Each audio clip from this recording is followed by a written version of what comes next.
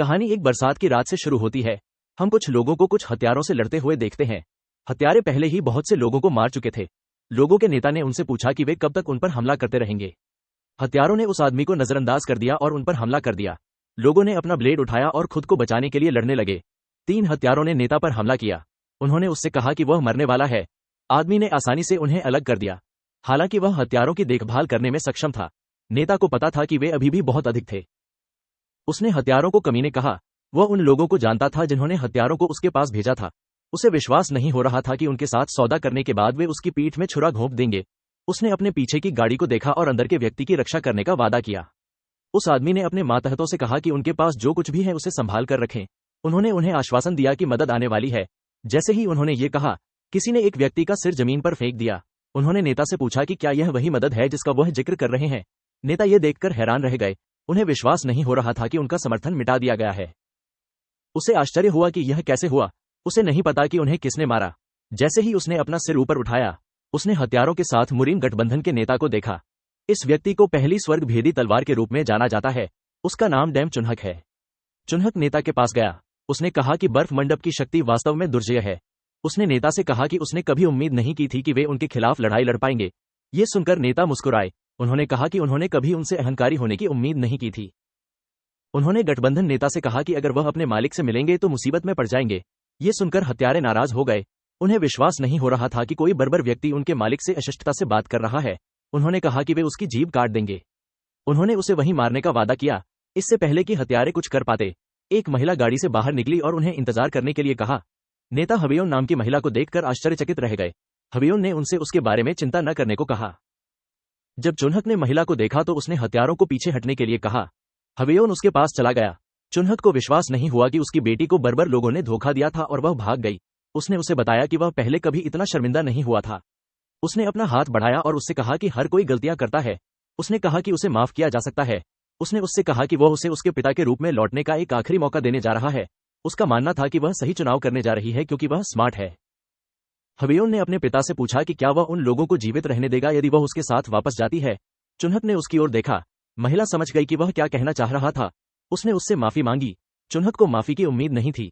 उसे एहसास हुआ कि वह उसके साथ नहीं जा रही थी। उसने अपनी तलवार उठाई। नेता ये देखकर हैरान रह गया। चुन्हक ने अपनी ही बेटी को काटने के लिए अपनी तलवार का इस्तेमाल किया। उसने पलटकर कहा कि उसकी अब कोई बेटी नहीं है। उसने कहा कि वह बर्बर लोगों से प्रभावित हो गई है।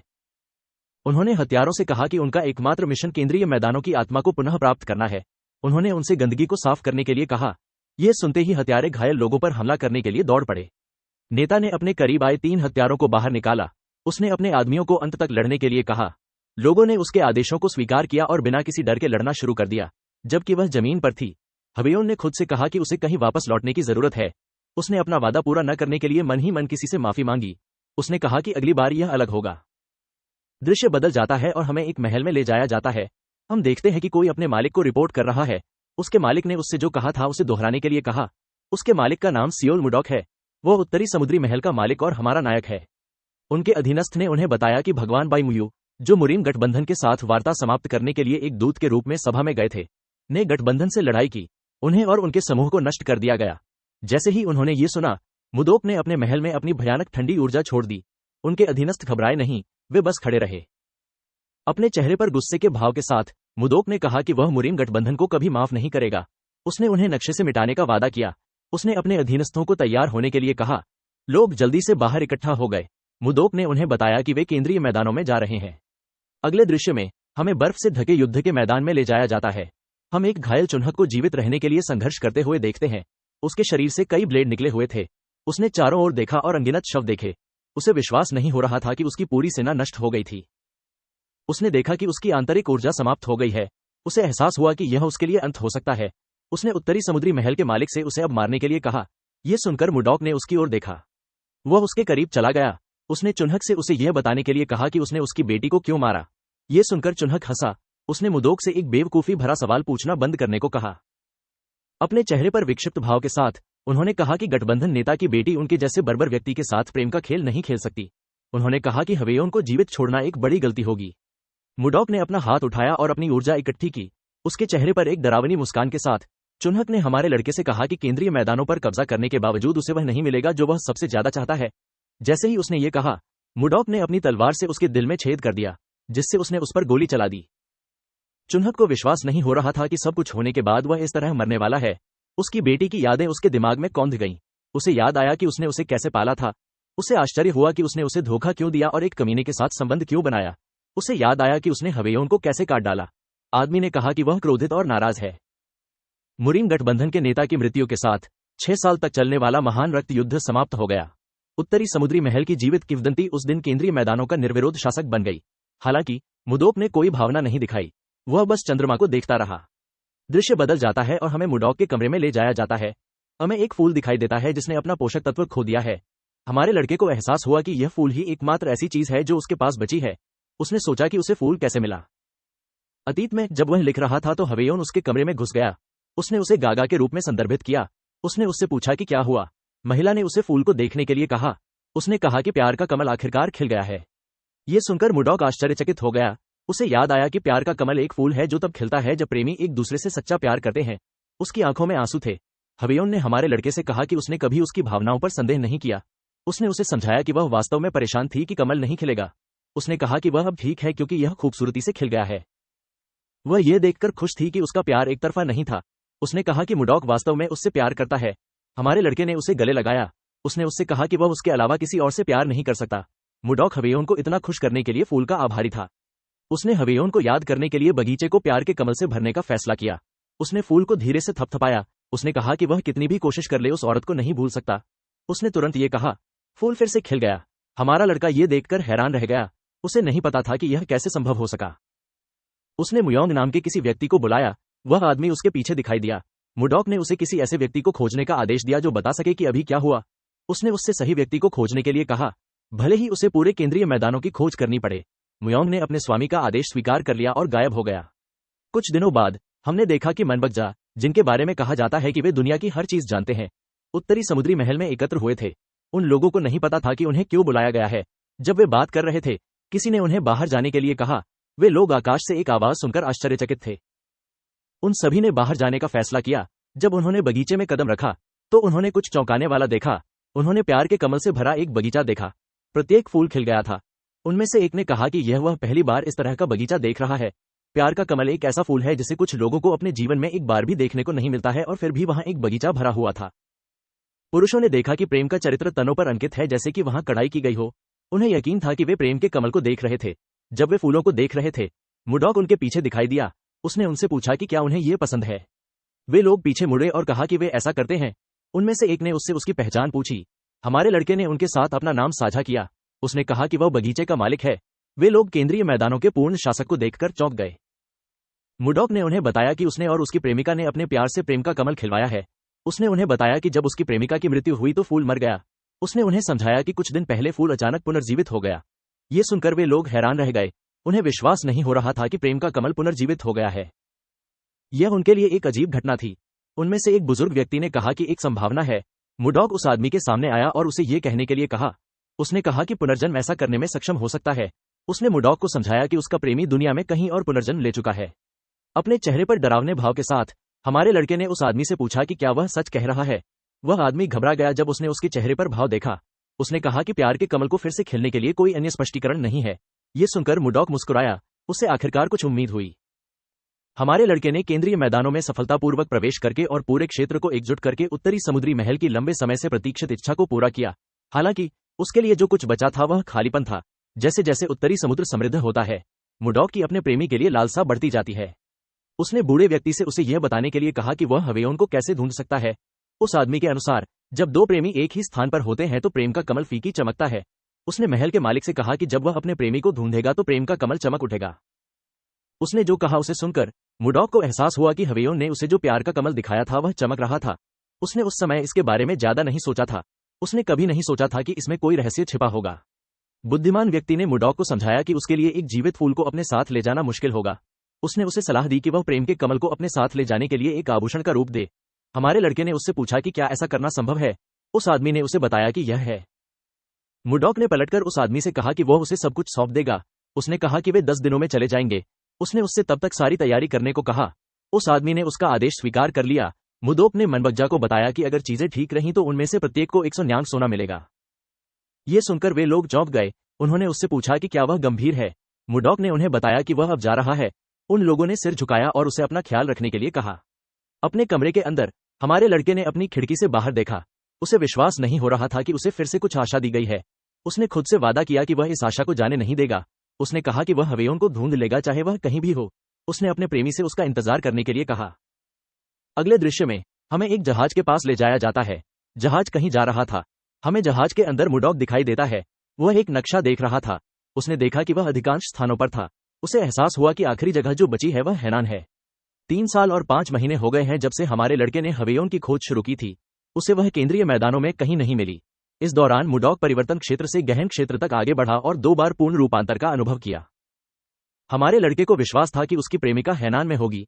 उसने अपने गहने को छुआ और उसे याद किया कि उसने उससे क्या कहा था। दृश्य बदल गया और हमें अतीत में ले जाया गया। हमने देखा कि मुडॉक मेज को पीट रहा है। उसने हवेयोन से कहा कि उसे जाने की जरूरत नहीं है। उसने उससे पूछा कि वह क्यों जाना चाहती है। हवेयोन ने उसे समझाया कि उसके पिता ने व्यक्तिगत रूप से इस वार्ता में शामिल होने का फैसला किया है। उसने कहा कि अगर उसकी बेटी वार्ता में शामिल होती है तो उसके पिता उसके इरादों को समझेंगे। मुडॉक ने उसे बताया कि बातचीत एक जाल हो सकती है। हवेयोन ने उसे समझाया कि वह एक बार अपने पिता पर भरोसा करना चाहती है। उसने उससे बातचीत में शामिल होने की विनती की। इस बारे में सोचने के बाद हमारे लड़के ने उसके अनुरोध को स्वीकार कर लिया। उसने उससे कहा कि अगर कुछ भी गलत लगता है तो वह तुरंत वापस आ जाए। हवेयोन ये सुनकर खुश हुई। उसने अपना हाथ अपने कपड़े में डाला। उसने मुडॉक से कहा कि वह उसे कुछ देना चाहती है। हमारे लड़के ने उससे पूछा कि यह क्या है। उसने एक हार निकाला और कहा कि यह उसकी दिवंगत मां की स्मृति में है। उसने कहा कि उसकी मां ने उसे बताया कि हार में उस व्यक्ति को वापस करने की शक्ति है जिसने इसे दिया था। उसने मुडॉक को हार दिया और उससे कहा कि यह उसे हमेशा उसके पास वापस लाएगा। उसके चेहरे पर मुस्कान के साथ हवेयोन ने अपने प्रेमी को चिंता न करने के लिए कहा। उसने उसका साथ कभी नहीं छोड़ने का वादा किया। मुडॉक को एहसास हुआ कि उसे उसी समय रोक देना चाहिए था। सोते समय हमारा लड़का अपने ऊपर लोगों को चिल्लाते हुए सुनता है। जब वह डेक पर गया तो उन्होंने कहा कि तूफान आ रहा है। उसने देखा कि हर कोई जहाज को पकड़ने की बेताबी से कोशिश कर रहा था। मुडॉक ने कभी नहीं सोचा था कि तूफान अचानक आ जाएगा। उसने देखा कि वह किसी चीज की छाया में था। जब वह किनारे की ओर मुड़ा तो उसने एक बड़ी लहर देखी जो जहाज को निगलने के लिए तैयार थी। मुडॉक ने अपने शरीर को सुरक्षात्मक क्यूई से ढक लिया। उसने खुद को 1000 पाउंड के हथौड़े के नाम से जानी जाने वाली तकनीक से दबाए रखा। इस तकनीक ने उसकी रक्षा की जब पानी ने जहाज पर कुछ लोगों को धक्का दे दिया। लोगों को समुद्र में धकेल दिया गया। वे मदद के लिए चिल्लाए। एक छोटी लड़की और उसके पिता ने पानी में अपनी मां को पुकारा। मुडॉक ने टेलीकिनेटिक ग्रैस्प नामक तकनीक का उपयोग करके तुरंत अपने बगल में कुछ तख्तियां उठाईं। उसने तख्तों को पानी में फेंक दिया और पानी के अंदर लोगों को पकड़ने के लिए इसका इस्तेमाल किया। वह उन्हें वापस जहाज पर खींचना चाहता था। इससे पहले कि वह कुछ कर पाता, उसके बगल में एक आदमी ने कहा कि लहर फिर से आ रही है। उस आदमी ने तुरंत ये कहा। मुडॉक हास्यास्पद रूप से बड़ी लहर को देखने के लिए पीछे मुड़ा। जहाज पर मौजूद लोगों की उम्मीद टूटने लगी। वे जो कुछ भी पकड़ सकते थे उसे पकड़ लिया। हमारे लड़के को पता था कि जहाज दूसरी लहर नहीं झेल सकता। उसे एहसास हुआ कि केवल एक ही विकल्प बचा था। उसने अपनी तलवार पर अपना हाथ रखा और धीरे से उसे बाहर खींच लिया। जैसे ही उसकी तलवार बाहर निकाली गई, उसने एक ठंडी ऊर्जा छोड़ी। लोगों को समझ नहीं आया कि हर जगह इतनी ठंड क्यों थी। मुडॉक ने लहर को स्थिर करने का फैसला किया। वो बर्फीली हवा नामक एक तकनीक का उपयोग करना चाहता था। इससे पहले कि वह तकनीक का उपयोग कर पाता, गहना चमकने लगा। मुडॉक यह देखकर चौंक गया। आकाश से एक चमकदार रोशनी लहर के माध्यम से छेद कर गई और उस पर चमक गई। हमारे लड़के ने अपने हाथ का इस्तेमाल करके उस चकाचौंध रोशनी से अपना चेहरा ढक लिया। मुडॉक तैरने लगा। वह हवा में रहते हुए अचानक गायब हो गया। उसके गायब होने के बाद कुछ अविश्वसनीय हुआ। तूफान गायब हो गया और बादल साफ हो गया। लोगों को समझ नहीं आया कि क्या हो रहा है। जब मुडॉक ने अपनी आंखें खोली तो उसने खुद को एक तंग जगह में पाया। उसे एहसास हुआ कि वह एक गाड़ी में था। हमारे लड़के को नहीं पता था कि वह यहां कैसे आया। उसे यकीन था कि वह समुद्र के बीच में एक तूफान से लड़ रहा था। जब वह सोचने की कोशिश कर रहा था, उसने किसी की चीख सुनी। उसे एहसास हुआ कि गाड़ी के बाहर कोई पास में था।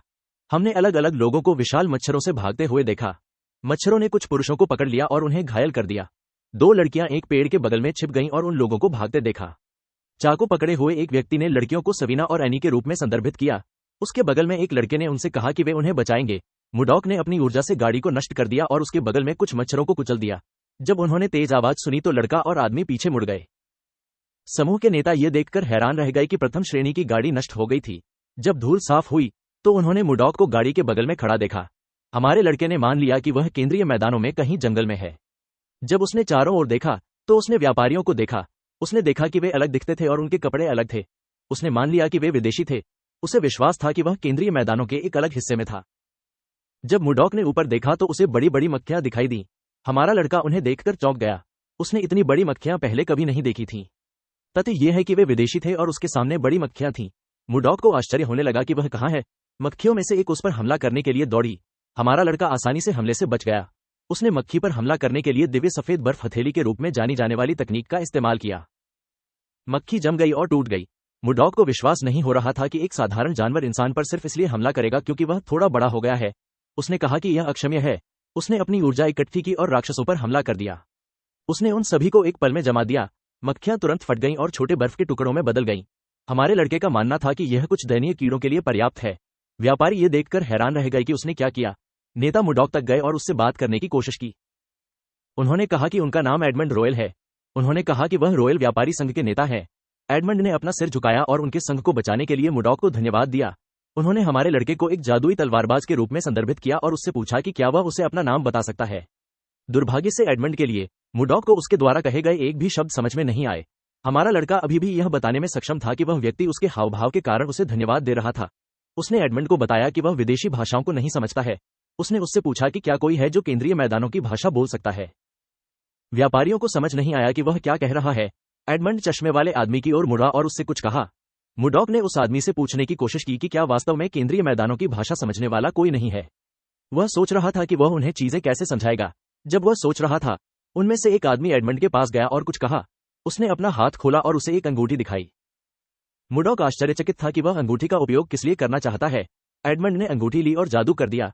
उसने अंगूठी पहनी और जादू खत्म करने के लिए एक अजीब मुद्रा बनाई। मुर्डॉक अजीब मुद्रा देखकर चौंक गया। काम पूरा होने के बाद एडमंड ने उससे पूछा कि क्या वह अब उसे समझ सकता है। हमारा लड़का ये देखकर आश्चर्यचकित रह गया। उसे विश्वास नहीं हो रहा था कि वह अब केंद्रीय मैदानों की भाषा धारा प्रवाह बोलने में सक्षम है। उसने उससे पूछा कि क्या ये रिंग की शक्ति है। एडमंड केंद्रीय मैदानों की भाषा के बारे में सुनकर आश्चर्यचकित हो गया। उसने फिर से अपना परिचय दिया और उन्हें बचाने के लिए मुर्डॉक को धन्यवाद दिया। उसने उसे सर जादुई तलवारबाज कहा और उससे उसका नाम पूछा। हमारे लड़के ने उस आदमी को उसका नाम बताया। उसने उससे कहा कि वह नहीं जानता कि जादुई तलवारबाज क्या होता है। यह सुनकर एडमंड आश्चर्यचकित रह गया।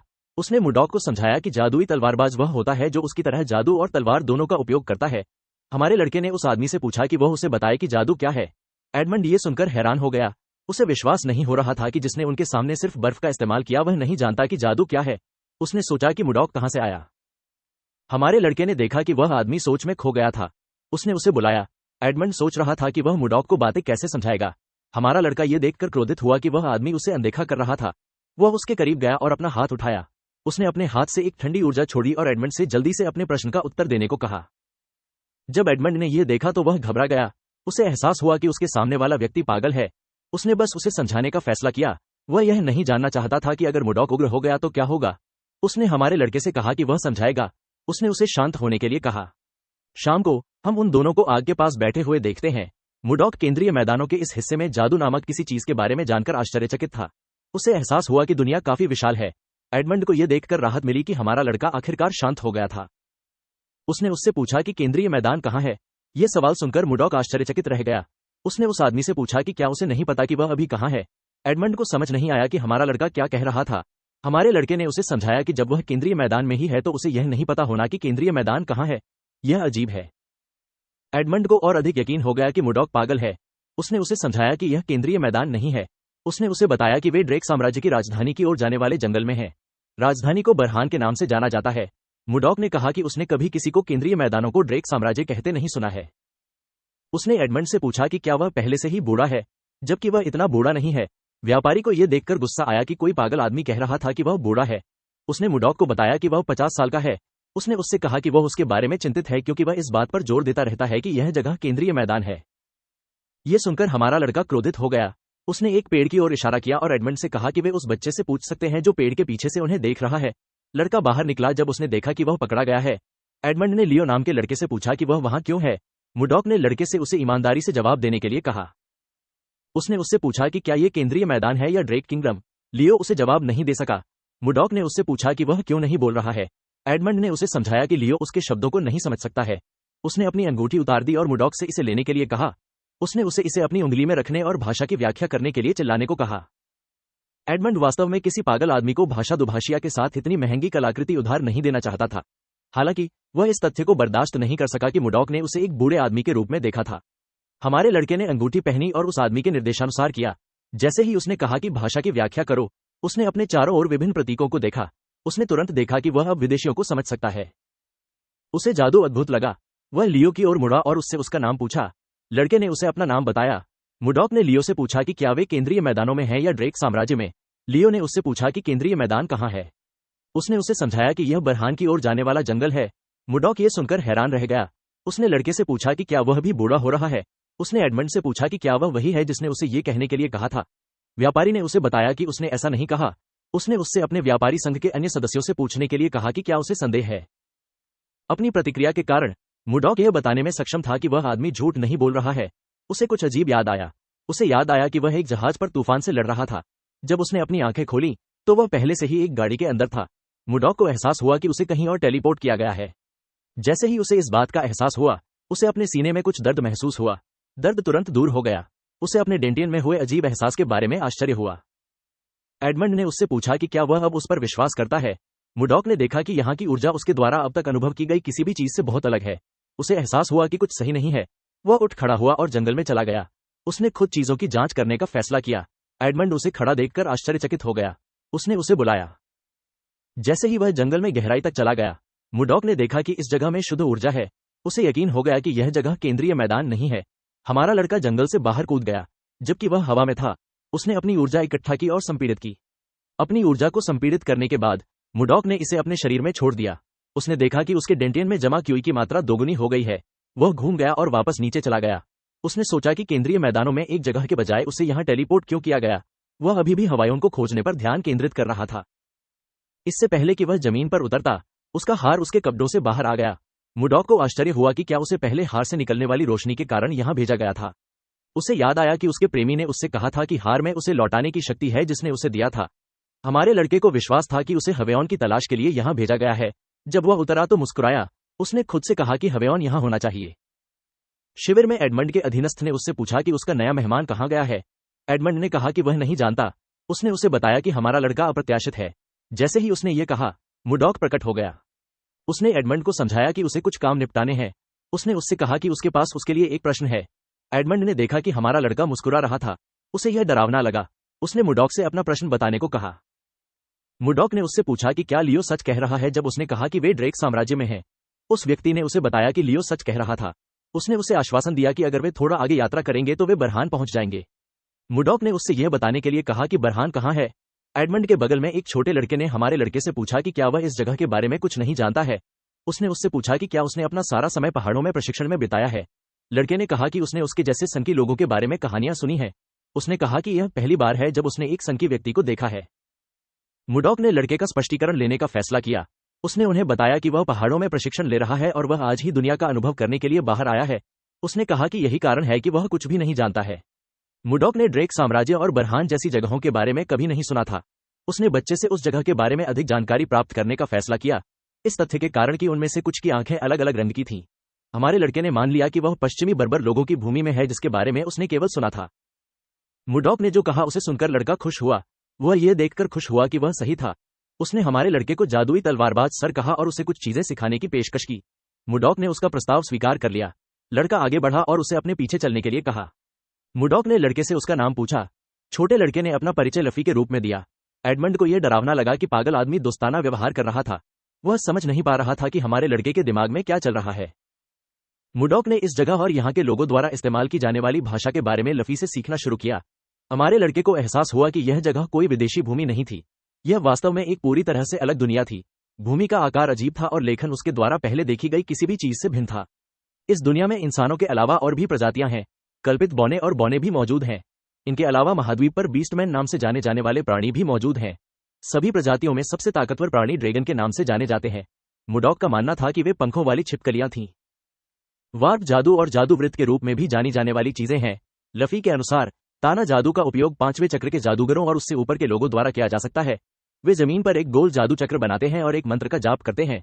इससे कोई भी अपनी इच्छानुसार कहीं भी यात्रा कर सकता है। जादूगर की क्षमता जितनी बेहतर होगी, वे उतना ही अधिक ताना बाना कर सकते हैं। मुडॉक के लिए जादू एक अस्पष्ट जादू था। उसने आकाश की ओर देखा और अन्य आश्चर्यजनक चीजों के बारे में सोचा जो इस दुनिया में हो सकती हैं। तुरंत उसने अपना सिर ऊपर उठाया। उसने कुछ अजीब देखा। आकाश में 3 चंद्रमा थे। यह कुछ ऐसा था जिसकी वह केंद्रीय मैदानों में कल्पना भी नहीं कर सकता था। उसे आश्चर्य हुआ कि क्या हवेयोन ही वह व्यक्ति था जिसने उसे इस स्थान पर बुलाया था। जब वह सोच रहा था, कोई सवीना नाम की लड़की पर चिल्ला रहा है। उसने उससे कुछ न करने की विनती की। मुडॉक तेजी से घूमा। उसने देखा कि शिविर के आसपास कुछ हो रहा था। सवीना ने उस आदमी से पूछा कि वह उसे बताए कि वह कुछ क्यों नहीं कर सकती। लड़की ने चाकू पकड़ लिया और एनी को पकड़ लिया। उसने सभी से कहा कि जब तक वे मरना नहीं चाहते तब तक उसके करीब न आए। व्यापारियों ने सवीना से कुछ न करने की विनती की। मुडॉक आश्चर्यचकित था कि क्या हो रहा है। चश्मे वाले व्यक्ति ने सवीना को आश्वासन दिया कि जब वे राजधानी पहुंचेंगे तो वे उन दोनों को ठीक कर सकेंगे। उसने उसे बताया कि राजधानी में बहुत सारे जादूगर हैं। उसने उससे कहा कि वह एडमंड से भी मदद मांगेगा। उसने उससे एनी को जाने देने की विनती की क्योंकि वह डरी हुई है। सवीना ने चार्ल्स नाम के उस व्यक्ति से पूछा कि क्या वह सोचता है कि वह बेवकूफ है। उसने उसे याद दिलाया कि उपचार करने वाले राजधानी में भी दुर्लभ हैं। उसने उससे पूछा कि क्या वह जानता है कि एक व्यक्ति को ठीक करने में कितना खर्च होता है।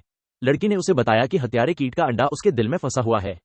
उसने कहा कि यह किसी भी समय लावा में बदल सकता है। उसने उससे पूछा कि क्या कोई है इसे ठीक कर सकते हैं। चार्ल्स को समझ नहीं आ रहा था कि वह लड़की से क्या कहे। उसकी आंखों में आंसू के साथ सवीना ने उसे बताया कि जब अंडा लावा में बदल जाएगा तो वह उसे और एनी को अलग कर देगा। उसने चाकू उठाया और कहा कि उनके लिए बेहतर होगा कि वे मर जाएं जबकि वे अभी भी एक टुकड़े में हैं। इससे पहले कि वह एनी को मार सके, मुडॉक ने उसे इंतजार करने के लिए कहा। उसने उससे कहा कि वह स्थिति को लगभग समझ चुका है। उसने अपना हाथ उठाया और अपनी ऊर्जा का उपयोग करके उसके हाथ से चाकू खींच लिया। उसने उसे आश्वासन दिया कि वह उसका इलाज करेगा। उसने उसे कुछ भी बेवकूफी नहीं करने के लिए कहा।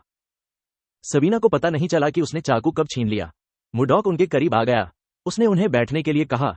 उसने कहा कि इलाज अब शुरू होना चाहिए। एडमंड ने हमारे लड़के से पूछा कि क्या वह भी उपचार जादू जानता है। मुडॉक ने उसे समझाया कि वह कोई जादू नहीं जानता। उसने कहा कि वह केवल कुछ उपचार तकनीकों को जानता है जो उसे दी गई थीं। उसने उनसे कहा कि वे आराम कर सकते हैं। एडमंड और चार्ल्स ये सुनकर खुश हुए। एडमंड हमारे लड़के के करीब आया और उससे लड़कियों को बचाने की भीख मांगी। उसने उसे आश्वासन दिया कि वह उसे पूरे दिल से चुकाएगा, भले ही उसके पास बहुत कुछ नहीं है। मुडॉक ने उससे कहा कि वह लड़कियों की मदद करने जा रहा है, भले ही उसने न पूछा हो। उसने सभी को थोड़ा पीछे हटने के लिए कहा। उसने कहा कि वह इलाज शुरू करने जा रहा है। एडमंड ने अपने अधीनस्थों को पीछे हटने के लिए कहा। मुडॉक लड़कियों के करीब चला गया। उसने उनसे इतना तनावग्रस्त न होने के लिए कहा। उन्होंने उन्हें आश्वासन दिया कि इसमें ज्यादा समय नहीं लगेगा। उसने उनसे अपनी आंखें बंद करने और आराम करने के लिए कहा। लड़कियों ने उसके निर्देशों का पालन किया। मुडॉक ने अपनी ऊर्जा का उपयोग उनके शरीर को स्कैन करने के लिए किया। उसने देखा कि कीड़े उनके दिल के पास थे। जब वह ध्यान से खोज रहा था तो उसे कुछ आश्चर्यजनक मिला। उसे उनके दिल में कीड़े मिले। मुडॉक ने देखा कि अंडे अभी तक फूटे नहीं हैं। उसने धीरे से अपनी ऊर्जा को नियंत्रित किया और लड़की के दिल को नुकसान पहुंचाए बिना अंडे जलाने के लिए इसका इस्तेमाल किया। उनके दिल चमक उठे। अंडे जलने के बाद लड़कियों ने जोर से डकार निकाली। मुडॉक खड़े हुए और उन्हें बताया कि उन्होंने समस्या का समाधान कर लिया है। ये सुनकर लड़कियां चौंक गईं। उन्होंने उससे पूछा कि क्या वह गंभीर है। हमारे लड़के ने उन्हें आश्वासन दिया कि उसने कीड़े के अंडों को नष्ट कर दिया है। उसने उनसे चीजों को आसान बनाने के लिए कहा। एडमंड और बाकी समूह ये सुनकर हैरान रह गए। एडमंड ने मुडॉक से पूछा कि क्या एनी और सवीना अब ठीक हैं। हमारे लड़के को समझ नहीं आया कि व्यापारी उस पर संदेह क्यों कर रहा था। उसने उसे आश्वासन दिया कि वे ठीक हैं। उन्होंने दोनों लड़कियों को बताया कि इसका कोई दुष्प्रभाव नहीं होगा। उन्होंने उनसे इसके बारे में चिंता न करने को कहा।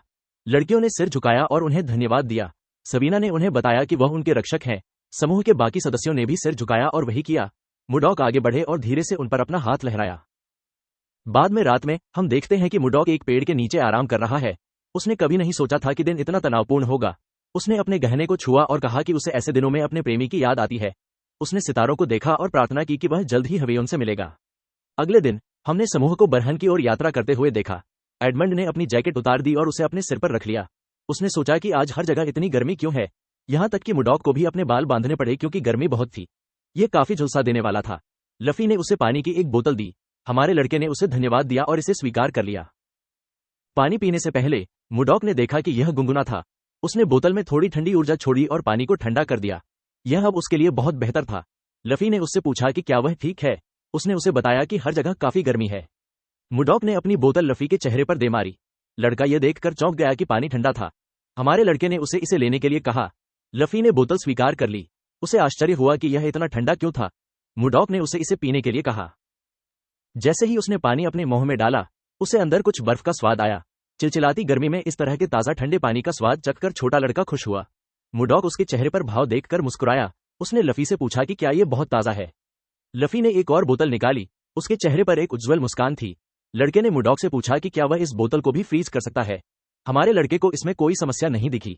इस लड़के ने पहले ही उसकी बहुत मदद की। कम से कम वह अपनी पानी की बोतल को फ्रीज कर सकता था। उसने अपना हाथ बढ़ाया और थोड़ी मात्रा में ठंडी ऊर्जा छोड़ी। लफी खुश होने लगा जब हमारे लड़के ने उसे बताया कि उसका काम हो गया। जब वह लड़के को देख रहा था, मुडॉक ने देखा कि दूसरों ने उसे घेर लिया था। उन सभी ने अपनी पानी की बोतलें आगे बढ़ाईं और उससे इसे फ्रीज करने के लिए विनती की। वे उस ताज़ा बर्फ के पानी का स्वाद लेना चाहते थे जिसे लफी ने पिया था। बेशक मुडॉक के लिए यह मुश्किल नहीं था, लेकिन वह जानता था कि अगर वह उनका अनुरोध मान लेता है तो वह अपने लिए और अधिक तनाव पैदा कर सकता है। एडमंड ने अपने एक आदमी को टैप किया और उससे पूछा कि क्या हो रहा है। वह उनके करीब गया और किसी से पूछा कि उसे क्या हो रहा है। लफी ने उसे बताया कि मुडॉक ने कुछ बर्फ का पानी बनाया है। उसने उसे बताया कि वरिष्ठ अब ये ठंडा पानी पीना चाहते हैं। उसके चेहरे पर एक अजीब भाव के साथ एडमंड ने मुडॉक को बुलाया। हमारे लड़के ने उससे पूछा कि क्या कुछ गड़बड़ है। एडमंड अपने घुटनों पर बैठ गया और उसे अपनी बोतल दी। उसने कहा कि उसे भी कुछ बर्फ का पानी चाहिए। ये देखकर हमारा लड़का आश्चर्यचकित हो गया। उसने उस आदमी से अपनी बोतल देने को कहा। मुडॉक ने इस दुनिया के बारे में और अधिक जानने के लिए इस कारवा के साथ रहने का फैसला किया। इन लोगों ने पहले से ही उसकी सबसे बड़ी समस्या को हल करने में उसकी मदद की। यह समस्या भाषा की बाधा थी। हमारे लड़के ने उन्हें बर्फ का पानी देना कोई बड़ी बात नहीं समझा। उसने उसके लिए एडमंड का पानी जमा कर दिया। उस आदमी ने उसे धन्यवाद दिया। उसने तुरंत बर्फ का पानी पी लिया। एडमंड को कुछ अजीब लगा। उसने मुडॉक से कहा कि कुछ अजीब है। हमारे लड़के को इसकी उम्मीद नहीं थी। एडमंड ने उससे पूछा कि उसने बर्फ कैसे बनाई।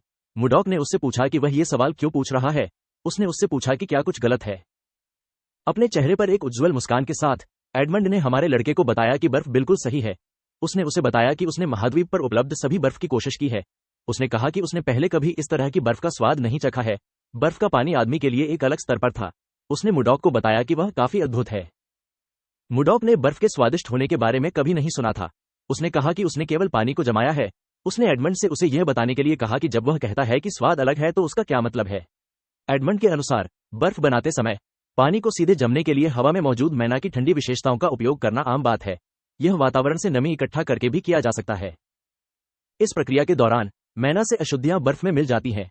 इससे इसके स्वाद पर असर पड़ता है। हालांकि चूंकि प्रत्येक जादूगर के पास एक अद्वितीय मैना हस्ताक्षर होता है, इसलिए किसी ऐसे व्यक्ति को ढूंढना दुर्लभ है जो शुद्ध बर्फ बना सके। शुद्ध बर्फ प्राप्त करना मूल रूप से कठिन है। एडमंड ने मुडॉक को बताया कि उसकी बर्फ अविश्वसनीय रूप से शुद्ध है। यही कारण है कि इसका स्वाद इतना अच्छा है। हमारा लड़का अब समझ गया कि समूह ने इतनी उत्साहपूर्वक प्रतिक्रिया क्यों की। उसे विश्वास नहीं हो रहा था कि बर्फ जैसी सरल चीज उसे इस तरह की प्रतिक्रिया देगी। उसे लगभग उन पर दया आ गई। चूंकि वह अच्छे मूड में था, मुडॉक ने और अधिक बर्फ बनाने का फैसला किया। उसके चेहरे पर मुस्कान के साथ उसने अपनी ऊर्जा जारी की। इससे पहले कि वह कुछ कर पाता, एडमंड ने उसे सर जादुई तलवारबाज कहा।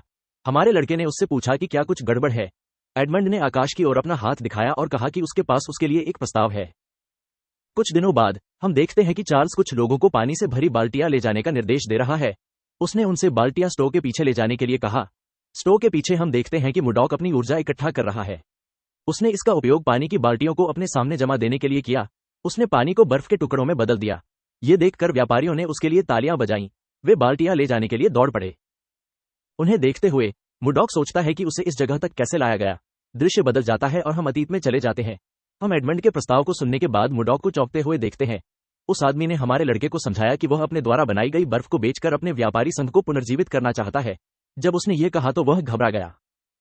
मुडॉक को एहसास हुआ कि एडमंड के पास एक छिपा हुआ एजेंडा था जब वह इस बारे में बताता रहा कि बर्फ कितनी ताज़ा है। एडमंड ने हमारे लड़के को बताया कि चौथे शकल के जादूगर जो बर्फ बना सकते हैं वे बहुत अहंकारी हैं और अंत में घटिया बर्फ बनाते हैं। उन्होंने उससे कहा कि उन्हें इस बाजार को लक्षित करने की आवश्यकता है। मुडॉक बता सकता है कि एडमंड का कोई गलत इरादा नहीं है। वह वास्तव में अपने संघर्षरत व्यापारी संघ को पुनर्जीवित करना चाहता था। हमारा लड़का अपनी सेवा मुफ्त में नहीं देना चाहता था। उसने बातचीत करने का फैसला किया। उसने व्यापारी से कहा कि यह 70-30 का व्यवसाय होगा। एडमंड ने उससे पूछा कि उसका मतलब क्या है। मुडॉक ने उससे कहा कि वह लाभ का 70% लेगा क्योंकि वह बर्फ बना रहा है, जबकि एडमंड इसे बेचने के लिए 30% लेगा। व्यापारी जानता था कि यह एक बुरा प्रस्ताव नहीं था क्योंकि बर्फ हॉटकेक की तरह बिकती है। उसने आगे बातचीत करने का प्रयास करने का फैसला किया। उन्होंने मुडॉक को समझाया कि उन्हें परिवहन के लिए वैगनों की आवश्यकता होगी, ऐसे श्रमिक जो इन वैगनों को खींचेंगे और मेजेस जो बर्फ को पिघलने से रोकेंगे। उन्होंने उन्हें बताया कि अग्रिम लागत काफी महत्वपूर्ण है। उन्होंने हमारे लड़के से पूछा कि क्या वह प्रतिशत में कुछ समायोजन कर सकते हैं। मुडॉक ने उन्हें बताया कि वह इसे घटाकर 60-40 कर देंगे। वह आदमी ये देखकर हैरान रह गया कि हमारे लड़के ने इसे आसानी से स्वीकार कर लिया। उसने एक कागज निकाला और मुडॉक से कहा कि उन्हें एक अनुबंध का मसौदा तैयार करने की आवश्यकता है। मुडॉक बातचीत के लिए सहमत हो गया क्योंकि यह जगह उसके लिए इस दुनिया के बारे में जानने के लिए एक अच्छी जगह थी। व्यवसाय वास्तव में उसकी अपेक्षा से अधिक फलफूल रहा था। जब वे चीजों को सुझाने की कोशिश कर रहे थे, चार्ल्स जोर से सांस लेते हुए कमरे में घुस गया। उसने एडमंड से कहा कि उसे एक पल के लिए बाहर आने की जरूरत है। एडमंड और मुडॉक ये सुनकर आश्चर्यचकित थे। वे आश्चर्यचकित थे कि क्या हो रहा था। स्टोर के सामने हमने बड़ी संख्या में लोगों को चिल्लाते हुए देखा। उन्होंने कहा कि वे आइस कैंडी खरीदना चाहते थे। किसी ने एसोसिएशन से अपनी कुछ बर्फ उन्हें बेचने का आग्रह किया। एक व्यक्ति ने खुद को अर्नोल्ड के रूप में पेश किया। उसने कहा कि वह नेरिल शहर से उनके व्यापारी एसोसिएशन के साथ व्यापार करने के लिए आया था। एडमंड ने लोगों से एक पंक्ति बनाने के लिए कहा। उन्होंने उसे नजरअंदाज कर दिया और चिल्लाते रहे। आदमी को नहीं पता था कि क्या करना है। जब वे चिल्ला रहे थे तो किसी ने उन्हें चुप रहने के लिए कहा। उनके सिर में एक व्यक्ति की आवाज सुनकर हर कोई चौंक गया। एडमंड तेजी से पलटा। वह जानता था कि केवल मुडॉक ही ऐसा करने में सक्षम है। हमारे लड़के ने उन्हें चुप रहने के लिए कहा। उसके चेहरे पर गंभीर भाव थे। उसने उनसे कहा कि अगर फिर से शोर हुआ तो उन सभी को भेज दिया जाएगा। उसने उन्हें सावधान रहने की सलाह दी। सभी ने उनकी चेतावनी को स्वीकार कर लिया।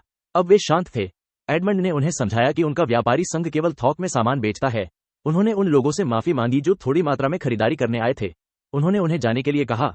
उन्होंने उनसे कहा कि वे भविष्य में छोटे पैमाने पर बिक्री कर सकते हैं। कुछ लोगों ने उस आदमी से विनती की। उन्होंने उसे बताया कि वे दूर दूर से आए थे। उन्होंने उससे पूछा कि क्या वह उन्हें थोड़ी सी रकम नहीं बेच सकता है। मुडॉक ने इन लोगों को घूरकर देखा। वे उसके चेहरे पर डरावना रूप देखकर घबरा गए। उन्होंने खुद ही जाने का फैसला किया। एडमंड ने बाकी सभी को लाइन में लगने के लिए कहा। आंखों पर पट्टी बांधे एक व्यापारी ने एडमंड को बताया कि वह मीजी व्यापारी संघ से है। उसके बगल वाले व्यक्ति ने अपना परिचय बेजामिन के रूप में दिया।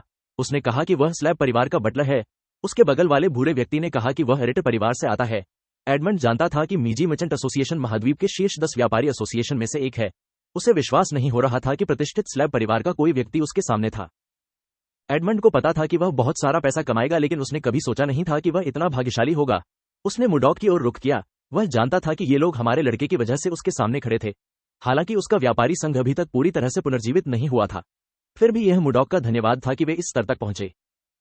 अपने चेहरे पर मुस्कान के साथ उन्होंने मुडॉक को अभी आराम करने के लिए कहा। हमारे लड़के ने उससे पूछा कि क्या सबसे व्यस्त हिस्सा खत्म हो गया है। एडमंड ने उसे बताया कि यह हो गया है। उसने उसे आश्वासन दिया कि वह बाकी को संभाल सकता है। उसने उसे एक ब्रेक लेने के लिए कहा। मुडॉक ने पलटकर उसे शुभकामनाएं दी। हालांकि उसे बुरा लगा कि वह हमारे लड़के से काम करवा रहा था। एडमंड के पास इस व्यापारी संघ को पुनर्जीवित करने के अपने कारण थे। अपने माता पिता और भाई बहनों का बदला लेने के लिए जो अन्यायपूर्ण तरीके से मर गए थे, उसे इस व्यापारी संघ को पूरी तरह से पुनर्जीवित करने और इसका उपयोग ड्यूक इकारिस से बदला लेने के लिए करना था, जिन्होंने अकासा व्यापारी संघ का उपयोग करके उन्हें बर्बाद कर दिया था। एडमंड ने खुद से वादा किया कि वह तब तक हार नहीं मानेगा जब तक वह अपना बदला नहीं ले लेता। उसे उम्मीद थी कि मुडॉक इस समय आने तक उसका सहयोग करेगा। उसने सफल होने पर उसे चुकाने का वादा किया। अपने कमरे के अंदर मुडॉक बिस्तर पर कूद गया। वह बहुत थका हुआ था क्योंकि व्यवसाय अच्छा चल रहा था और पैसा लगातार आ रहा था। हमारे लड़के ने अपने प्रेमी के बारे में जानकारी इकट्ठा करना शुरू करने का फैसला किया। जब वह सोच रहा था, किसी ने उसका दरवाजा खटखटाया। वह व्यक्ति सवीना निकला। मुडॉक ये सुनकर खुश हुआ कि लड़की उसके दरवाजे पर थी। उसे एहसास हुआ कि यह नाश्ते का समय हो चुका है। उसने उसे अंदर आने के लिए कहा। लड़की के हाथ में एक बड़ा कटोरा था जिसमें कुछ था। यह मुडॉक का नया पसंदीदा नाश्ता था। यह आइसक्रीम थी। यह बर्फ और फल को मिलाकर बनाया गया एक व्यंजन है। इस व्यंजन का आविष्कार गलती से सवीना ने किया था। लड़की ने कटोरा मेज पर रखा। मुडॉक ने उसे फिर से नाश्ता लाने के लिए धन्यवाद दिया। सवीना मुस्कुराई और उसे आनंद लेने के लिए कहा। उसने अपना चम्मच निकाला और अपना पहला टुकड़ा लिया। आइसक्रीम का स्वाद ठंडा, मीठा और स्वादिष्ट था। यह एक ऐसा स्वाद था जिसकी उसने उत्तरी समुद्री महल में कभी कल्पना भी नहीं की थी। मुडॉक ने सुना कि व्यापारी संघ आइसक्रीम के कारण फल फूल रहा है। वो पूरी तरह से समझ गया कि क्यों। जब वह इसे चाट रहा था, हमारे लड़के ने देखा कि कटोरा खाली था। उसे विश्वास नहीं हो रहा था कि उसने इसे पहले ही पूरा कर लिया है। उसने एक और लेने का फैसला किया। वह खुद नहीं जाना चाहता था, लेकिन उसके पास कोई विकल्प नहीं था क्योंकि हर कोई व्यस्त था। जब वह दुकान में गया तो उसे बाहर कुछ शोर सुनाई दिया। उसने सोचा कि इस शोर का कारण क्या था। स्टोर के सामने हम देखते हैं कि सवीना किसी को लाइन में लगने के लिए कह रही है। कमीने ने यह सुनकर मुस्कुराया। उसने सवीना से उसे यह बताने के लिए कहा कि उसे रईसों को आदेश देने की शक्ति किसने दी। मुडॉक को आश्चर्य हुआ कि वे युवक कौन थे। गोल मटोल लड़के के बगल वाले लड़के का मानना था कि सवीना उन्हें लाइन में लगने के लिए कह रही थी क्योंकि वह नहीं जानती थी कि वे कौन थे। उसने उसे चुप रहने और आइसक्रीम बाहर लाने के लिए कहा। गोल मटोल लड़के ने सवीना की ओर इशारा किया और उससे कहा कि उन्होंने आइसक्रीम के बारे में अफवाह सुनी है, इसलिए वे इसे आजमाने आए हैं। उसने उससे कहा कि अगर आइसक्रीम अच्छी नहीं होगी तो परिणाम भुगतने होंगे। सवीना ने उसे बताया कि उनका व्यापारी संघ लाइन में लगने वाले लोगों को आइसक्रीम नहीं बेचता है। उसने लड़के से समझने के लिए कहा। इससे मोटा लड़का और भी क्रोधित हो गया। उसे विश्वास नहीं हो रहा था कि वह चाहती थी कि वे आम लोगों की तरह कतार में खड़े हों। उसने कहा कि यह पहले से ही कष्टप्रद है कि वे एक ही स्थान पर मात्र किसानों के रूप में हैं। उसे यह बात पसंद नहीं आई कि वह उसे कतार में शामिल होने के लिए कह रही थी। उसने उससे पूछा कि क्या वह मरने की इच्छा रखती है। सवीना ने बेवकूफ से कहा कि वह सिर्फ उनके रुतबे के कारण रईसों को आइसक्रीम नहीं परोसती है। लड़के ने उससे पूछा कि क्या वह एक रईस को बदनाम करने की कोशिश कर रही है।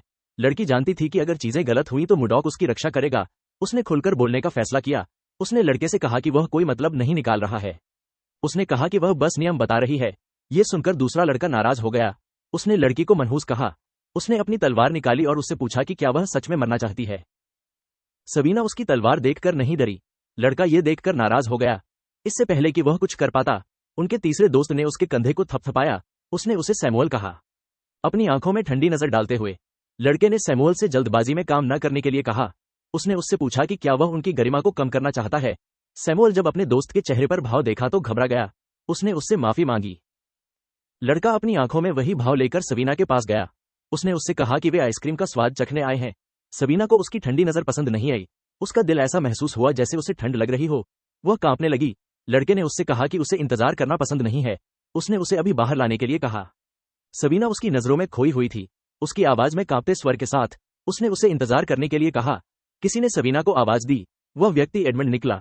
उस व्यक्ति ने उसे याद दिलाया कि उनका व्यापारी संघ लाइन में लगने वालों को आइसक्रीम नहीं बेचता है। उसने उससे पूछा कि क्या वह भूल गई है। सबीना ने नेता से माफी मांगी। मुडॉक बता सकता था कि एडमंड के मन में इस युवक के खिलाफ कुछ था जिसके कारण उसकी इतनी तीखी प्रतिक्रिया हुई। उसके चेहरे पर गुस्से के भाव के साथ एडमंड ने लड़के को जाने के लिए कहा। उसने उससे कहा कि वह उनके नियमों के लिए और अधिक अवहेलना बर्दाश्त नहीं कर सकता। दोनों लड़के ये सुनकर नाराज हो गए। उनका मानना था कि एडमंड रईसों का अपमान कर रहा था। उस आदमी ने उनसे गलती न करने के लिए कहा। उसने उन्हें बताया कि एक और कारण है कि वह उन्हें आइसक्रीम क्यों नहीं बेचेगा। जो लड़का उनका नेता प्रतीत होता है। उसने एडमंड से उसका कारण पूछा। उसके चेहरे पर गुस्से की झलक के साथ व्यापारी ने लड़के से अकेले ड्यूक के कार्य से सवाल करने के लिए कहा। चार्ल्स और अन्य व्यापारी अपने नेता को ड्यूक के नाम का उल्लेख करते हुए सुनकर चौंक गए। लड़के ने एडमंड से पूछा कि वह अपने पिता को कैसे जानता है। जैसे ही उसने ये कहा, उसने देखा कि एडमंड परिचित लग रहा था। उसने उस आदमी की आंखों को पहचान लिया। उसके चेहरे पर एक डरावनी मुस्कान के साथ लड़के ने एडमंड से पूछा कि क्या वह रॉयल मर्चेंट एसोसिएशन के बचे हुए लोगों में से एक है।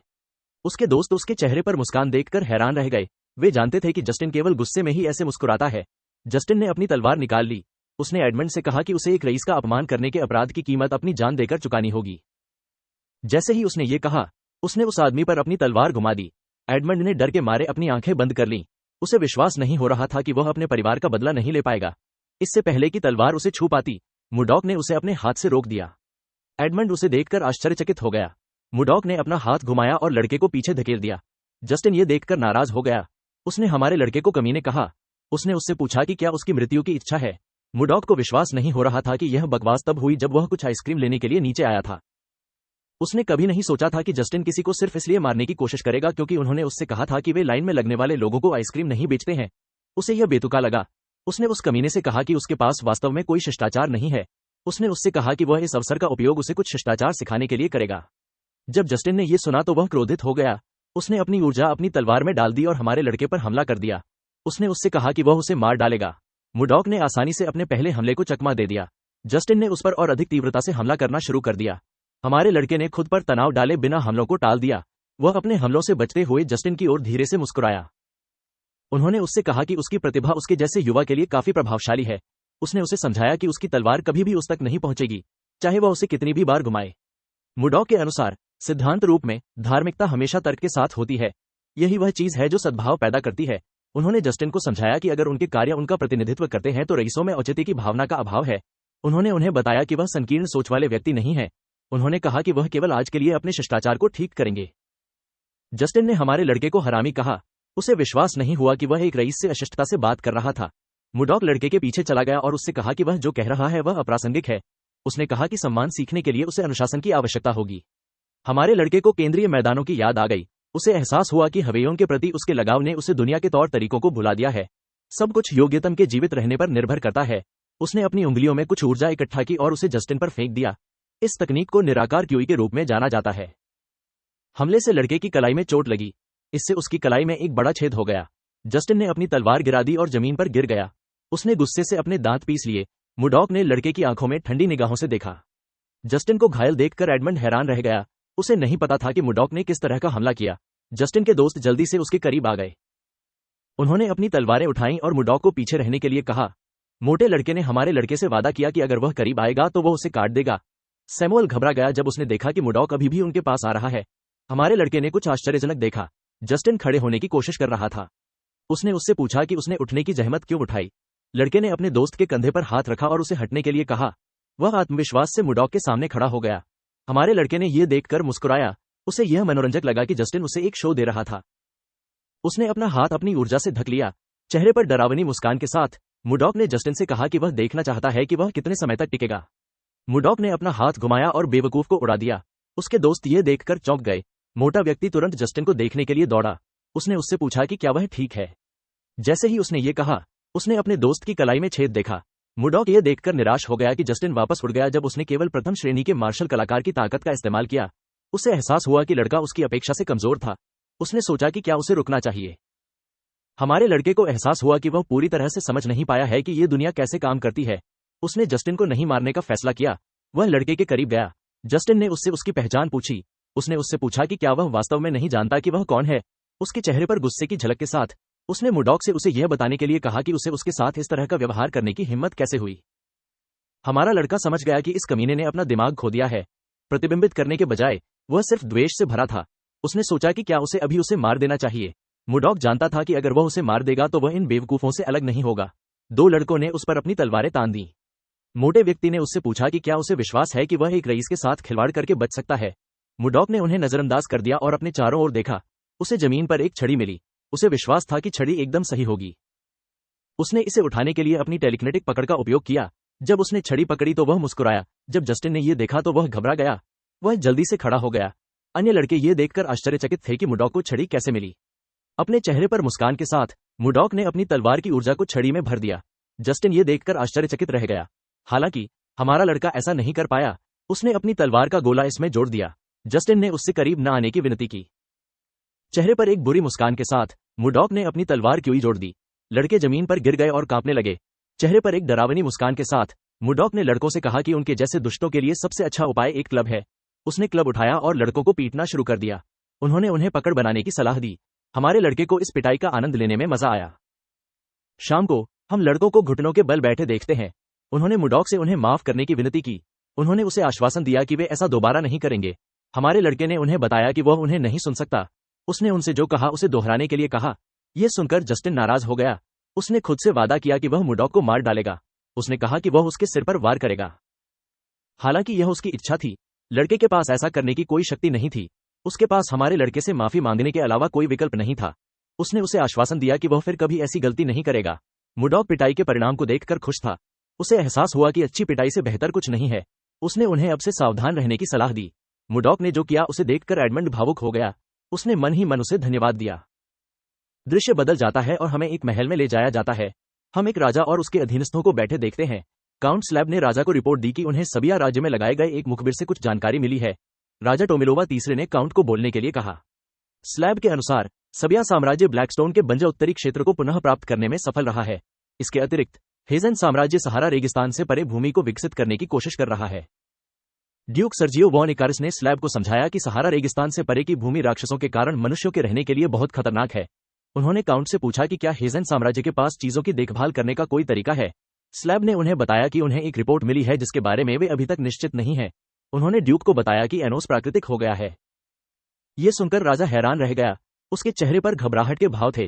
काउंट क्रैश ने उससे पूछा कि क्या यह वास्तव में सच है। स्लैब ने उसे बताया कि यह सच है। बैरन रिटन ने उससे पूछा कि क्या वह महाद्वीप के शीर्ष 10 तलवार मालिकों में से एक का जिक्र कर रहा है। उसने सुना था कि एनो ने उसे दी गई किसी भी राशि को ठुकरा दिया था। राजा को आश्चर्य हुआ कि एनो किसी भी गुट से जुड़े बिना महाद्वीप में घूमने के बजाय हेजन में क्यों समाप्त हुआ। क्रैश ने सुझाव दिया कि तलवार मास्टर को वहां किसी से प्यार हो गया होगा। स्लैब ने उसे बताया कि वह सही है। यह सुनकर पुरुष आश्चर्यचकित रह गए।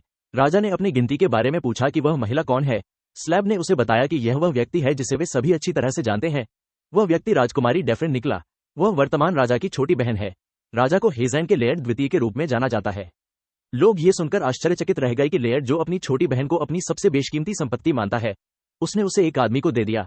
टोमिलोवा ने अपने अधीनस्थों को बताया कि हेजन साम्राज्य में अब 2 तलवार स्वामी हैं। स्लैब ने अपने राजा को समझाया कि हेजन साम्राज्य संभवतः अपनी भूमि का विस्तार करने का प्रयास करेगा।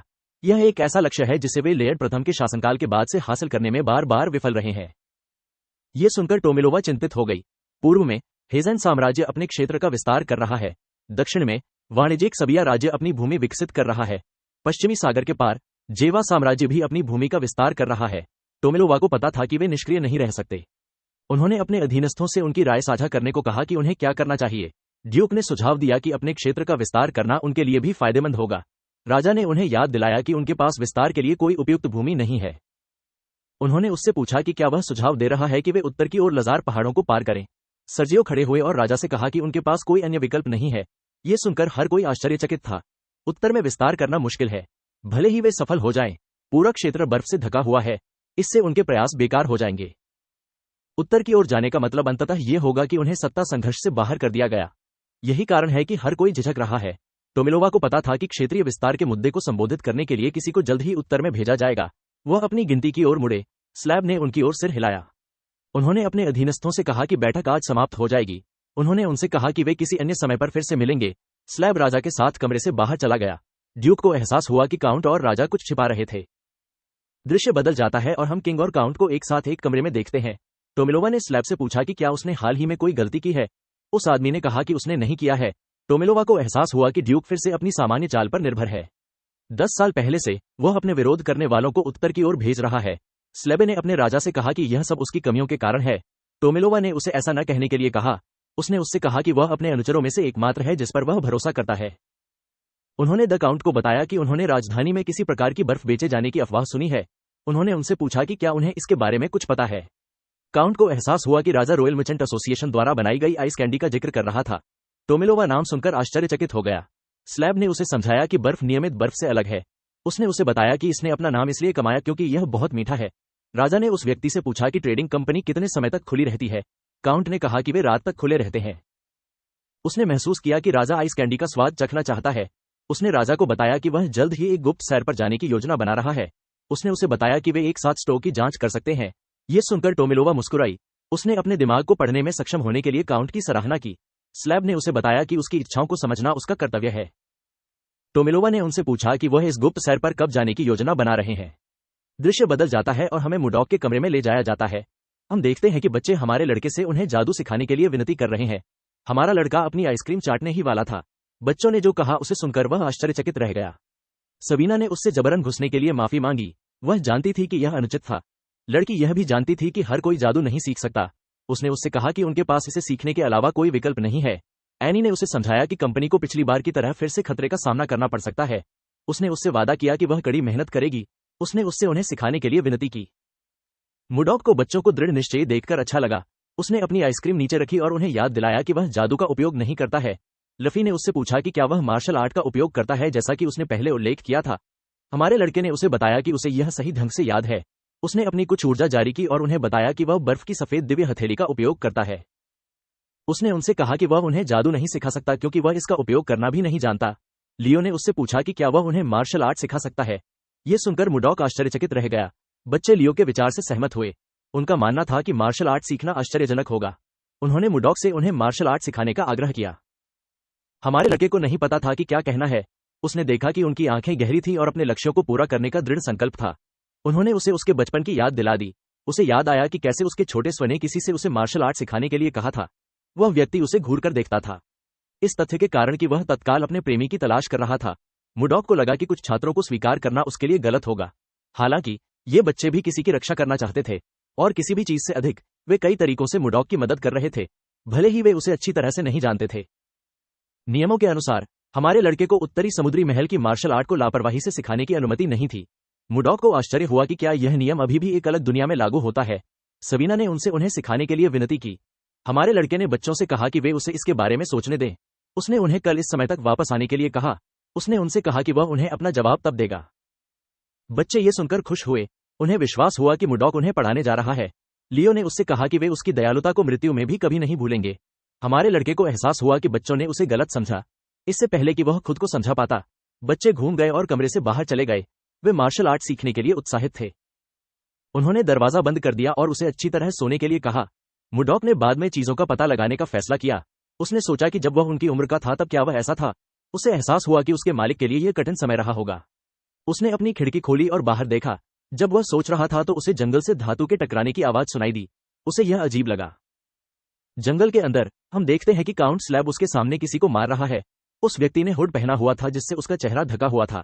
काउंट राजा के साथ था। उसने सोचा कि क्या वह सुदृढ़ीकरण आने से पहले रुक सकता है। उसे विश्वास नहीं हो रहा था कि जिस दिन वे बर्फ कैंडी खाने के लिए बाहर गए थे, उस दिन उन पर घात लगाकर हमला किया गया था। जब वह सोच रहा था, उसे अपने पीछे एक तेज आवाज सुनाई दी। वह जल्दी से पीछे मुड़ा। उसने देखा कि एक जादूगर ने जादू किया था जिसे अग्निबम कहा जाता है। जादूगर ने कई आग के गोले बनाए। उसने उन्हें स्लैब पर निकाल दिया। काउंट ने अपने दांत पीस लिए और हमले पर हमला कर दिया। इससे जंगल में एक बड़ा विस्फोट हुआ। राजा ये देखकर चौंक गया। वह जल्दी से उसके पास भागा। स्लैब ने उसे बताया कि वह ठीक है। टोमिलोवा ने उसे याद दिलाया कि उसकी बांह से खून बह रहा है। काउंट उसके सामने चला गया। उसने राजा से उसकी अशिष्टता के लिए उसे माफ करने के लिए कहा क्योंकि यह एक आपातकालीन स्थिति है। राजा ने उसे आश्वासन दिया कि वह समझता है। स्लैब को उनके बीच किसी जादूगर के होने की उम्मीद नहीं थी। वह बताने में सक्षम नहीं था क्योंकि उनकी पोशाकें एक जैसी थीं। उसने अपने आदमियों को आदेश दिया कि वे अपना संयम न खोएं। उन्होंने उनसे गठन को फिर से संगठित करने के लिए कहा। सैनिकों ने तुरंत उनके आदेश का पालन किया। हत्यारों के नेता ने उनसे एक भी व्यक्ति को जीवित न रहने देने के लिए कहा। हत्यारों में से एक ने कहा कि वह स्लैब का सिर ले लेगा।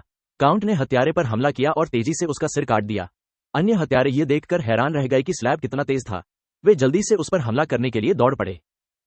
स्लैब ने उनके हमलों को रोक दिया। वह उनमें से एक के करीब गया और उससे पूछा कि उन्हें किसने भेजा है।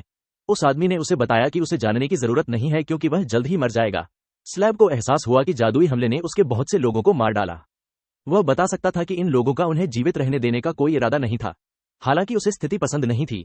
काउंट जानता था कि उसे हर कीमत पर राजा की रक्षा करनी होगी। राज्य की खातिर उसे ऐसा करना होगा।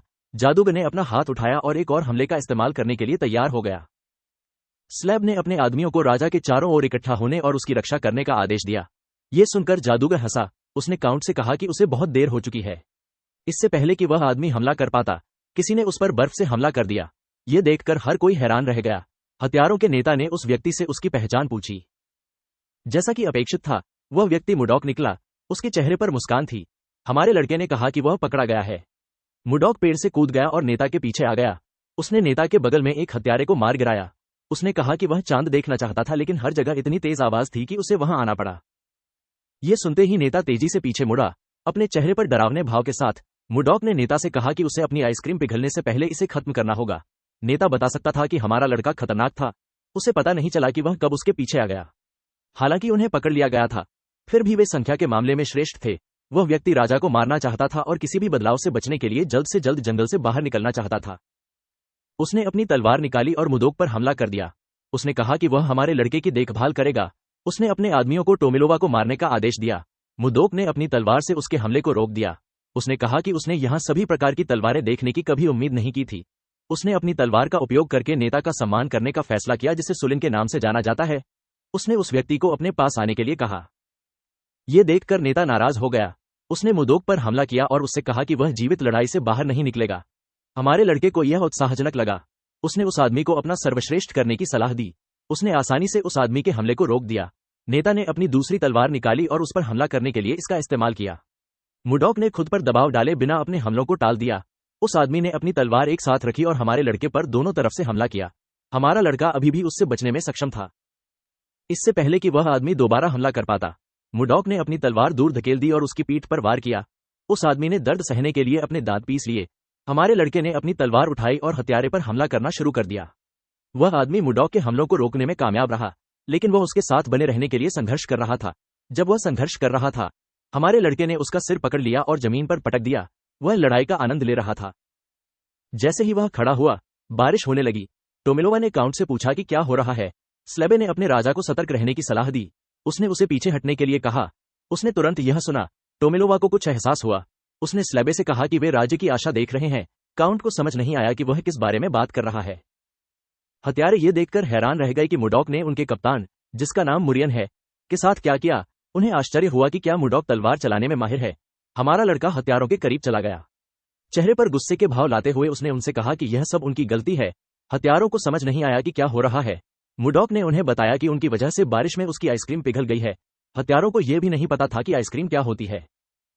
हमारे लड़के ने उनसे कहा कि वह उन्हें दिखाएगा कि आइसक्रीम से पैदा हुआ क्रोध कितना डरावना हो सकता है। उसने उनसे कहा कि वह 3 तक गिनती गिनेगा। उसने कहा कि वह गिनती पूरी करने के बाद बचे लोगों के जीवन की गारंटी नहीं दे सकता। हत्यारों का मानना था कि वह बकवास कर रहा था। उनमें से एक ने कहा कि अगर वे सभी एक साथ हमला करते हैं तो वे उससे छुटकारा पा सकते हैं। अन्य हत्यारे इस बात से सहमत थे। मुडॉक ने गिनना शुरू कर दिया। हत्यारों ने उस पर हमला किया। वे उसे चुप कराना चाहते थे। जब वह 3 पर पहुंचा तो हत्यारे पहले ही उसके करीब आ चुके थे। उसने अपनी सुरक्षात्मक क्यूई को सक्रिय कर दिया। इससे उसे हथियारों के सभी हमलों को रोकने की अनुमति मिली। वे एक अवरोध को देखकर चौंक गए। मुडॉक ने बड़ी मात्रा में अपनी ठंडी ऊर्जा छोड़ी। उसने हथियारों से कहा कि वे यह न कहें कि उसकी तलवार निर्दयी है। जैसे ही उसने ये कहा, उसने अपनी तलवार घुमाई, जमीन से बर्फ के बड़े बड़े टुकड़े निकले और उन्हें अलग कर दिया। ये देखकर राजा और काउंट हैरान रह गए। हथियारों की देखभाल करने के बाद मुडॉक ने अपनी तलवार हटा दी। उसने कहा कि प्रतिशोध दिया गया है। वह क्षेत्र से बाहर कूद गया। काउंट ये देखकर आश्चर्यचकित रह गया कि हमारा लड़का इस तरह चला गया। टोमिलोवा उसकी ओर मुड़ी। उसने उससे कहा कि वे कोई समय बर्बाद नहीं कर सकते। स्लेबे को पहले से ही पता था कि राजा क्या चाहता है। उसने अपनी छाती पर हाथ रखा और टोमिलोवा से कहा कि उसकी इच्छा ही उसका आदेश है। अगले दृश्य में हम देखते हैं कि व्यापारी एडमंड से बात कर रहे थे।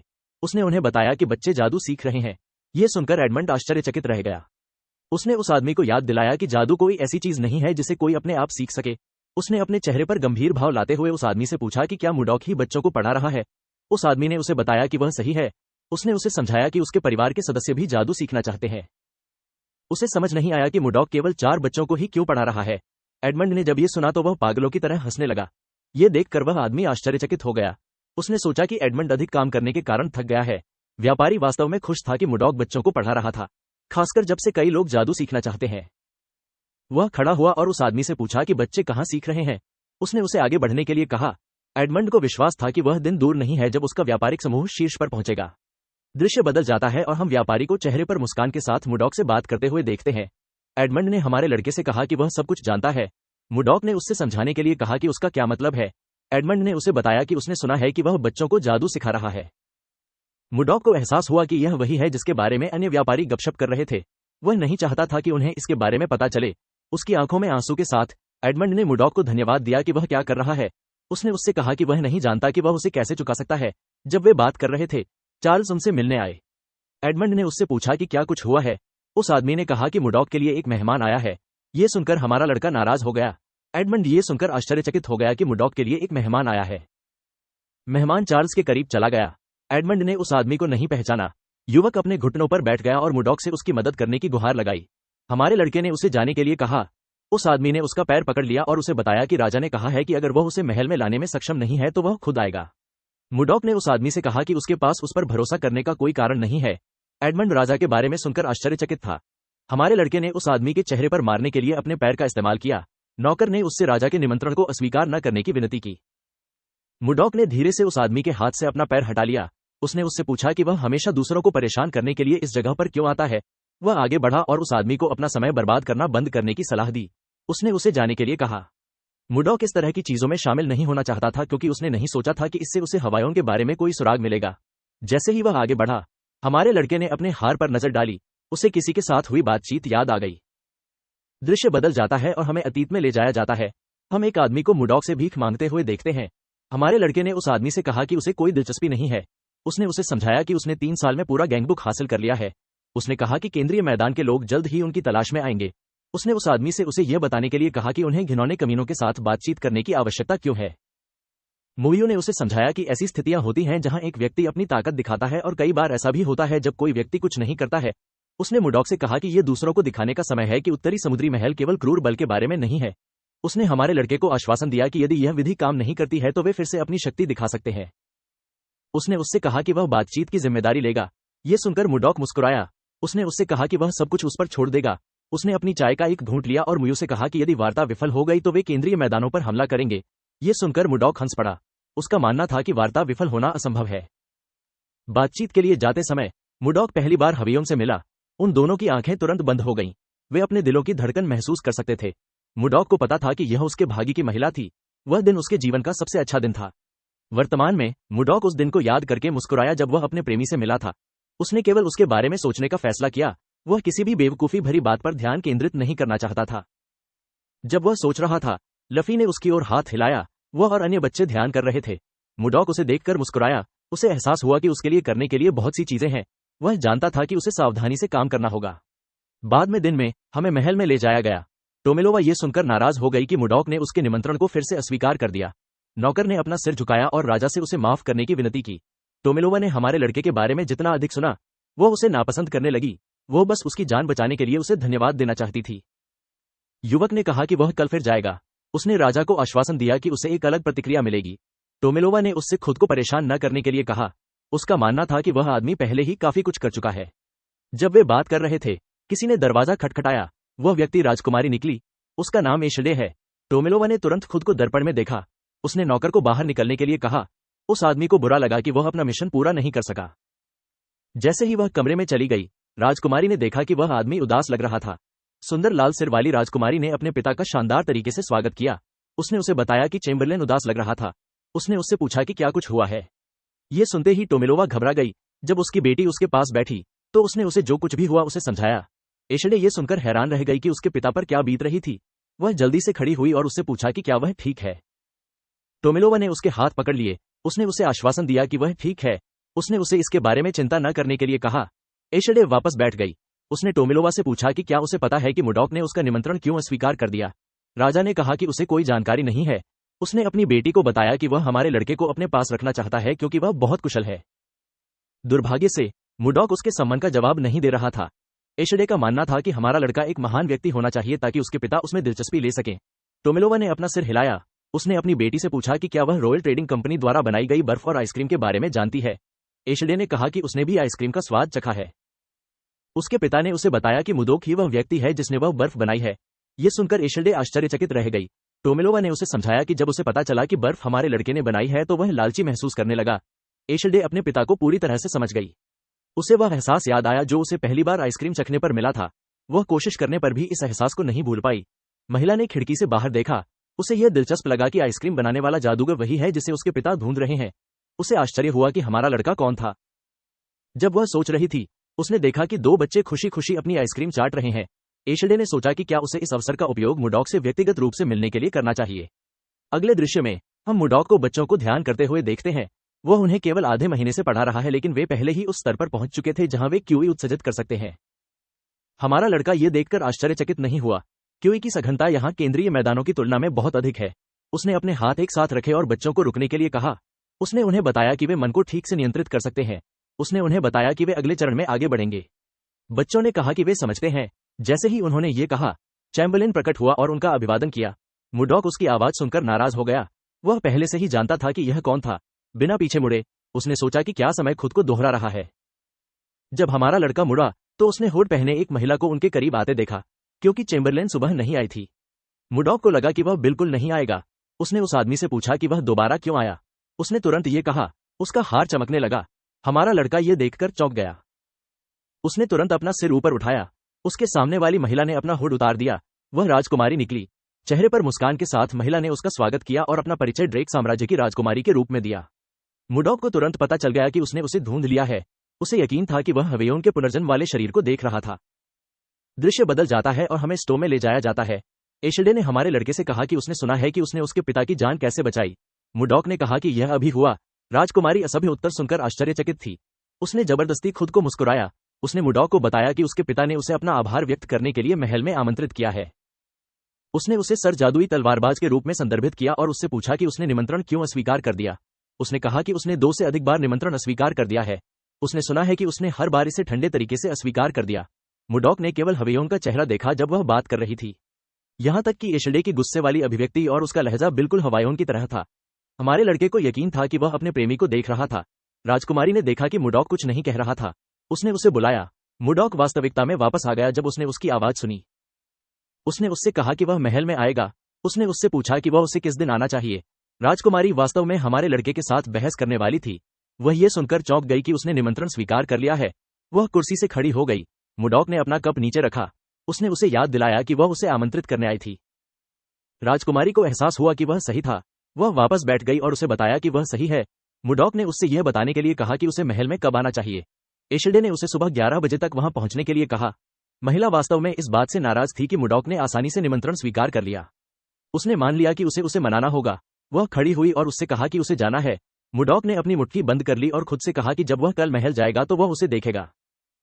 हमारे लड़के की एकमात्र समस्या ये थी कि एशले एक राजकुमारी है। उसे देश में सर्वोच्च दर्जा प्राप्त है। मुडॉक को आश्चर्य हुआ कि वह उसके करीब कैसे आएगा और उससे शादी करेगा। उसे याद आया कि उसके पिछले जन्म में उसके पिता ने उसे मार डाला था क्योंकि वह उससे प्यार करती थी। इस समस्या से बचने के लिए मुडॉक को एहसास हुआ कि उसे हर चीज की सावधानीपूर्वक योजना बनाने की जरूरत है। सही योजना बनाने के लिए मुडॉक को पता था कि उसे एडमंड की मदद की आवश्यकता होगी। दृश्य बदल जाता है और हम देखते हैं कि जब एडमंड ने मुडॉक से शादी का जिक्र सुना तो वह चौंक गया। हमारे लड़के ने उसे बताया कि वह राजकुमारी से शादी करने की योजना बना रहा है। एडमंड ने उससे पूछा कि क्या वह पागल है। उसकी आवाज में डरावने स्वर थे। मुडॉक ने उससे जो कहा उसे दोहराने के लिए कहा। व्यापारी भयभीत हो गया। हमारे लड़के ने शांत रहने का फैसला किया। उसने एडमंड से उसे यह बताने के लिए कहा कि वह क्यों सोचता है कि यह एक बुरा विचार है। उस व्यक्ति ने उसे बताया कि एशडे रानी स्वान की एकमात्र संतान है। दुर्भाग्य से रानी की मृत्यु हो चुकी है। एशडे एकमात्र वैध उत्तराधिकारी है और सिंहासन के लिए प्रथम दावेदार है। उसने हमारे लड़के से कहा कि उसके जैसे किसी व्यक्ति के लिए जिसके पास कोई उचित स्थिति नहीं है, राजकुमारी से शादी करने के बारे में सोचने का कोई मतलब नहीं है। यह सुनकर मुडॉक नाराज हो गया। एडमंड ने उसे समझाया कि राजकुमारी का जीवन साथी बनने के लिए उसे दूसरे देश का राजकुमार बनना होगा। भले ही वह एक राजकुमार नहीं है, उसे कम से कम एक उच्च कोटि के कुलीन परिवार से आना चाहिए। मुडॉक ने समझा कि उसे राजकुमारी के बराबर दर्जा प्राप्त करने या बड़ी प्रतिष्ठा हासिल करने की आवश्यकता है। उसे अपनी शादी की योजना में सहायता के लिए ऐसा करने की आवश्यकता है। एडमंड ने उससे कहा कि अगर वह कुछ महत्वपूर्ण हासिल करता है तो उसे एक मौका मिल सकता है। मुडॉक उठ खड़ा हुआ। उसने इसे एक मौका देने का फैसला किया। व्यापारी ने उसे जाने से पहले रोका। उसने उससे पूछा कि क्या वह उन नियमों को जानता है जिनका उसे महल में पालन करना चाहिए। हमारा लड़का ये सुनकर आश्चर्यचकित था कि पालन करने के लिए नियम है। एडमंड बता सकता था कि उसे नहीं पता था। वह अपने शेल्फ के करीब गया और कुछ किताबें निकाली। उसने उचित शिष्टाचार के बारे में बात करने वाली किताबें अपनी मेज पर रख दी। मुडॉक अपने सामने इतनी सारी किताबें देखकर चौंक गया। एडमंड को पता था कि अगर हमारे लड़के को इस तरह जाने दिया गया तो वह गलती कर सकता है। यह गलती उनके व्यवसाय को प्रभावित कर सकती है। चेहरे पर मुस्कान के साथ उस व्यक्ति ने मुडॉक को आश्वासन दिया कि वह उसे पूरी तरह से शिक्षित करेगा। हमारे लड़के को समझ नहीं आया कि वह आदमी उत्साहित क्यों लग रहा था। उसने एक किताब उठाई और एडमंड को उसकी देखभाल करने के लिए कहा। मुडॉक को पूरी रात एडमंड का व्याख्यान सुनने के लिए मजबूर होना पड़ा। अगले दिन हम मुडॉक को दर्पण के सामने कपड़े पहनते हुए देखते हैं। वह वास्तव में अच्छे कपड़ों में दुकान से बाहर निकला। उसने महल की ओर जाने का फैसला किया। दृश्य बदल जाता है और हम देखते हैं कि हमारा लड़का महल में आया। उसने राजा का शानदार तरीके से स्वागत किया। राजा ने एक उज्ज्वल मुस्कान के साथ उसका स्वागत किया। मुडॉक ने चारों ओर देखा। उसे कुछ अजीब लगा। अधिकारी कमरे में थे। हमारे लड़के ने सोचा कि वह राजा के साथ एक निजी बैठक करने जा रहा है। उसे समझ नहीं आया कि वे इतने सारे लोग क्यों थे।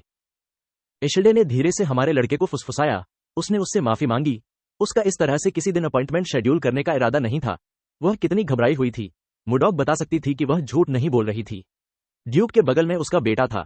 जस्टिन ने राजकुमारी से पूछा कि हमारा लड़का वहां क्यों था। मुडॉक ने उस लड़के को उस छोटे बेवकूफ के रूप में याद किया जिसकी उसने पिटाई की थी। हमारा लड़का मुस्कुराया और जस्टिन की ओर देखा। लड़का क्रोधित था। वह मुडॉक को श्राप देना चाहता था। उसके पिता ने उसे अपना व्यवहार बंद करने के लिए कहा। उन्होंने उससे पूछा कि क्या वह राजा के सामने खुद को मूर्ख बनाने की योजना बना रहा है। जस्टिन ने खुद को शांत किया और अपने पिता से कहा कि वह समझता है। टोमिलोवा ने काउंट स्लैब को बताया कि जस्टिन बहुत कुछ कर चुका होगा। काउंट ने उसे बताया कि वह सही है। टोमिलोवा ने अपना गला साफ किया और मुडॉक से उसे यह बताने के लिए कहा कि उसने अचानक उसका निमंत्रण क्यों स्वीकार कर लिया। उसने उसे बताया कि वह कुछ समय से निराश है। मुडॉक ने उसे बताया कि उसके कार्यों का एक कारण है। राजा ने उससे अपना कारण साझा करने के लिए कहा। हमारे लड़के ने उसे समझाया कि रॉयल व्यापारी संघ वर्तमान में जनशक्ति की कमी के कारण बहुत व्यस्त है। उसने कहा कि वह सभी में सबसे व्यस्त है क्योंकि उसे लगातार बर्फ का उत्पादन करना पड़ता है। उसने टोमिलोवा से कहा कि वह उससे मिलने से पहले बर्फ तैयार करना चाहता था। हालांकि दैनिक आदेशों की निरंतर रुकावट के कारण उसके द्वारा उत्पादित बर्फ खत्म होती जा रही थी। मुडॉक ने राजा से कहा कि वह निमंत्रण को आज तक के लिए टालता रहा। यह सुनकर टोमिलोवा मुस्कुराई। उसने मुडॉक से कहा कि उसे कभी नहीं पता था कि उसके पास करने के लिए बहुत कुछ है। उसे यह सुनकर आश्चर्य नहीं हुआ कि हमारा लड़का व्यस्त था क्योंकि बर्फ और आइसक्रीम हॉट केक की तरह बिक रहे हैं। मुडॉक ने राजा को उसकी समझ के लिए धन्यवाद दिया। हमारा लड़का यह देखकर खुश हुआ कि चुनहक की तुलना में राजा कोई मुश्किल आदमी नहीं था। टोमिलोवा एक देवदूत की तरह लग रही थी। राजा ने हमारे लड़के से उसका नाम पूछा। मुडॉक ने उसे बताया कि वह उसके नाम का उपयोग नहीं करता है। उसने राजा से उसे केवल जादुई तलवारबाज कहने के लिए कहा। टोमिलोवा हमारे लड़के को किसी उपाधि से बुलाने में सहज नहीं थी। वह सोच रही थी कि उसे क्या करना चाहिए। मुडॉक को लगा कि राजा को उसे एक नाम दे देना चाहिए यदि वह किसी उपाधि का उपयोग करने में सहज नहीं है। एशडे ने वास्तव में अपने पिता से कहा कि वह व्यक्तिगत रूप से मुडॉक को एक नाम दे सकते हैं। टोमिलोवा ये सुनकर आश्चर्यचकित रह गई। एशडे ने उसे समझाया कि वह हमारे लड़के को एक उपाधि दे सकती है। ड्यूक ये सुनकर आश्चर्यचकित हुआ। टोमिलोवा भी यह सुनकर आश्चर्यचकित हुई। राजकुमारी ने उसे बताया कि एक उपाधि किसी ऐसे व्यक्ति के लिए एक आदर्श पुरस्कार है जिसने उसकी जान बचाई। ये सुनकर ड्यूक एक कारस मुस्कुराए। उन्होंने राजकुमारी से कहा कि वह सही है। उन्होंने कहा कि यह एक शानदार विचार है। उनका मानना है कि यह उस व्यक्ति के लिए एक उचित इनाम है जिसने उनके राजा को बचाया। उन्होंने कहा कि उन्हें मुडॉक के इस अच्छे काम का सम्मान करने की आवश्यकता है। उन्होंने राजकुमारी से कहा कि उनका विचार वास्तव में उत्कृष्ट है। एशडे ने अनिच्छा से ड्यूक को उनकी प्रशंसा के लिए धन्यवाद दिया।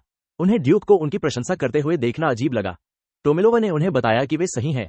उन्होंने कहा कि वह अपने उपकारक की ओर से आंखें नहीं मूंद सकते। वह खड़ा हुआ और मुर्डॉक से कहा कि वह उसे एक उपाधि देगा। उसने एक तलवार पकड़ ली। उसने कहा कि जब उसने हमारे लड़के को उसे बचाते देखा तो एक शब्द उसके दिमाग में आया। टोमिलोवा ने मुर्डॉक को अपने करीब आने के लिए कहा। हमारा लड़का उसके करीब चला गया और घुटनों के बल बैठ गया।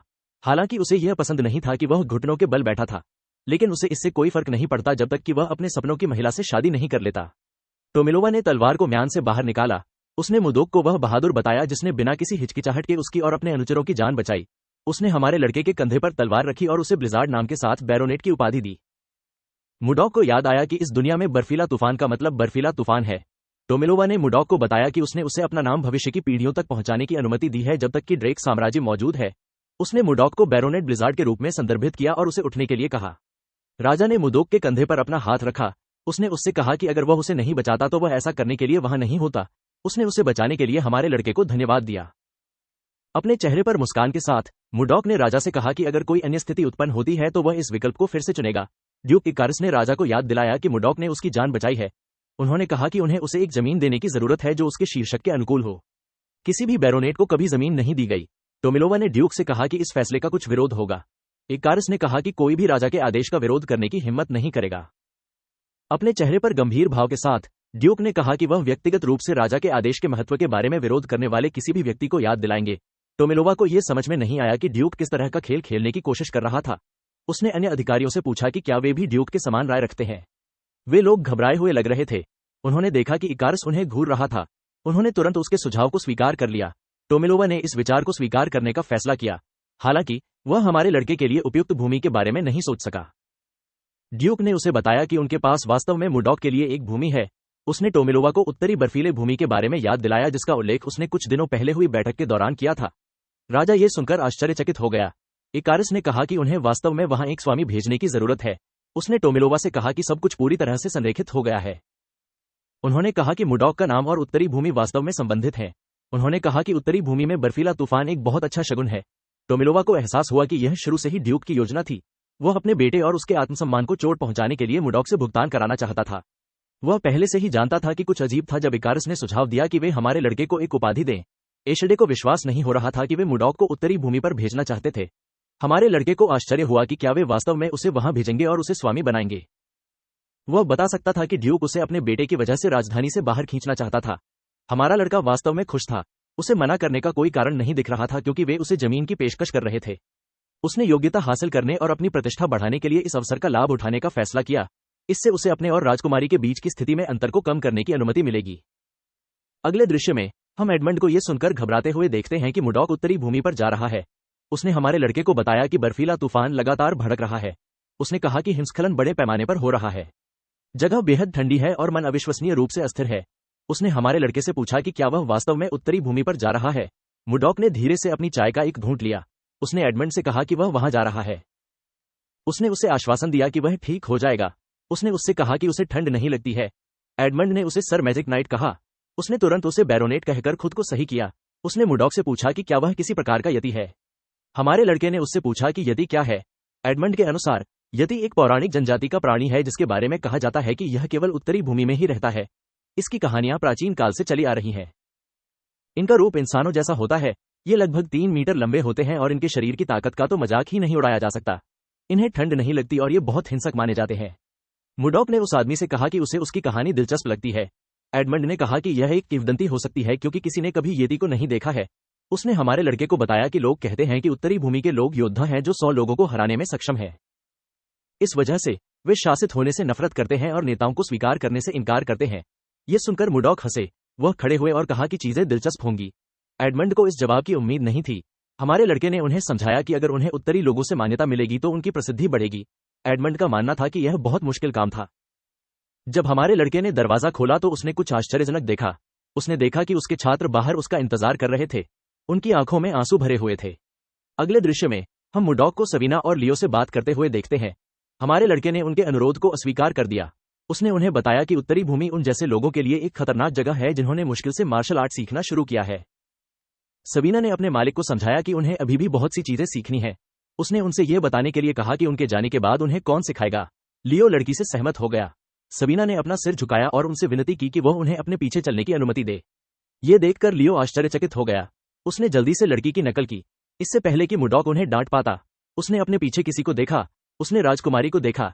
एशेडे ने उसका स्वागत किया। हमारे लड़के को आश्चर्य हुआ कि वह क्यों आई थी। उसने उससे कहा कि वह अच्छी नहीं दिखती है। उसने उससे पूछा कि क्या कुछ गड़बड़ है। एशेडे ने उससे कहा कि वे बच्चों को भेजने के बाद बात कर सकते हैं। मुडॉक जल्दी से पीछे मुड़ा और अपने छात्रों को जाने के लिए कहा। सबीना और लियो को एहसास हुआ कि यह उनका अवसर था। सबीना ने अपने मास्टर से पूछा कि क्या वह उनका अनुरोध स्वीकार करेंगे। ये सुनकर मुडॉक चौंक गया। लियो ने उससे कहा कि जवाब देने के बाद वे चले जाएंगे। मुडॉक ने अपने छात्रों के कष्टप्रद अनुरोध को स्वीकार करने का फैसला किया। बच्चे ये सुनकर बहुत खुश हुए कि वे उसका अनुसरण करने जा रहे थे। वे जयकार करने लगे। सबीना ने सिर झुकाया और अपने गुरु को धन्यवाद दिया। हमारे लड़के ने उसे जाने के लिए कहा। एशेडे ने मुडॉक को बताया कि उसके शिष्य बहुत जीवंत हैं। हमारे लड़के ने कहा कि यह उनकी विद्रोही आत्माएं हैं जो जीवंत हैं। ये सुनकर राजकुमारी हंस पड़ी। हमारा लड़का ये देखकर खुश हुआ। उसने उससे पूछा कि क्या वह अब बेहतर महसूस कर रही है। चेहरे पर उदासी के साथ एशेडे ने मुडॉक से माफी मांगी। उसने कहा कि उसने कभी नहीं सोचा था कि उसके पिता उसे एक उपाधि देंगे जो उसे उत्तरी भूमि पर भेजेगी। हमारा लड़का वास्तव में माफी सुनकर खुश हुआ। उसने सोचा कि एशेडे बिल्कुल हवेयोन जैसा दिखता है। हालांकि उन दोनों में एक ही दयालुता थी। उसे याद आया कि हवेयोन ने वास्तव में अपने पिता के व्यवहार के कारण अतीत में उससे माफी मांगी थी। उसने ये भी कहा कि यह उसकी गलती थी। मुडॉक ने एशेडे को चिढ़ाने का फैसला किया। उसने कहा कि अगर उसे उपाधि नहीं मिलती तो उसे उत्तरी भूमि पर नहीं जाना पड़ता। एशेडे ये सुनकर आश्चर्यचकित हो गई। उसके चेहरे पर उदासी के भाव के साथ लड़की ने कहा कि यह उसकी गलती है। मुडॉक को यह अच्छा लगा कि वह जिम्मेदारी ले रही थी। उसने उससे कहा कि माफी से यह तथ्य नहीं बदलेगा कि उसे अभी भी उत्तरी भूमि पर जाना है। एशेडे को बुरा लगने लगा। उसने उससे पूछा कि क्या ऐसा कुछ है जो वह उसके मन को शांत करने के लिए कर सकती है। हमारे लड़के ने कहा कि यह अच्छा होगा यदि उसे कोई भाग्यशाली आकर्षण या ताबीज मिले। राजकुमारी ने उससे पूछा कि लकी चार्म क्या होता है। मुडॉक उसके करीब आया और उसे पकड़ लिया। उसने उसे बताया कि लकी चार्म दूसरे व्यक्ति के लिए वास्तविक चिंता से भरा चुंबन है। एशेडे चिल्लाई जब उसने हमारे लड़के को अपने करीब देखा। मुडॉक को एहसास हुआ कि उसने उसे बहुत परेशान किया है।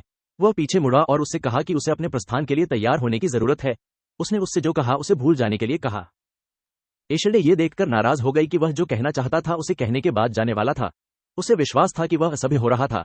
जब उसने मुडॉक की पीठ पर नजर डाली तो उसने उसे अलग अलग कपड़ों में देखा। वे वही कपड़े थे जो उसने अपनी पिछली दुनिया में पहने थे। राजकुमारी को अपने दिल में कुछ अद्भुत महसूस हुआ। उसने मुडॉक को इंतजार करने के लिए कहा। हमारा लड़का मुड़ा और उससे पूछा कि क्या कुछ गड़बड़ है। एशेडे उसके पास गई और उसे करीब से देखा। उसे आश्चर्य हुआ कि क्या वह चीजों की कल्पना कर रही थी। मुडॉक के कार्यों के बारे में कुछ उसे परिचित लगा। उसने हमारे लड़के से कहा कि वह यह करेगी। वह यह सुनकर हैरान रह गया। जब उसने ये कहा तो वह बहुत गंभीर नहीं था। उसने कभी भी उससे इस तरह की प्रतिक्रिया की उम्मीद नहीं की थी। उसने उसे आश्वासन दिया कि वह ठीक है। उसने कहा कि वह किसी को भी वह काम करने के लिए मजबूर नहीं करना चाहता जो वह नहीं करना चाहता। इससे पहले कि वह और कुछ कह पाता, राजकुमारी ने उसके कपड़े खींचे और उसे अपने पास खींच लिया। उसने उसे होठों पर एक चुंबन दिया। हमारा लड़का उसके होठों को महसूस करके चौंक गया। जैसे ही वह पीछे हटी, उसने अपने सिर को ढकने के लिए अपने होठ का उपयोग किया। वह काफी घबरा गई थी। वह जल्दी से भाग गई।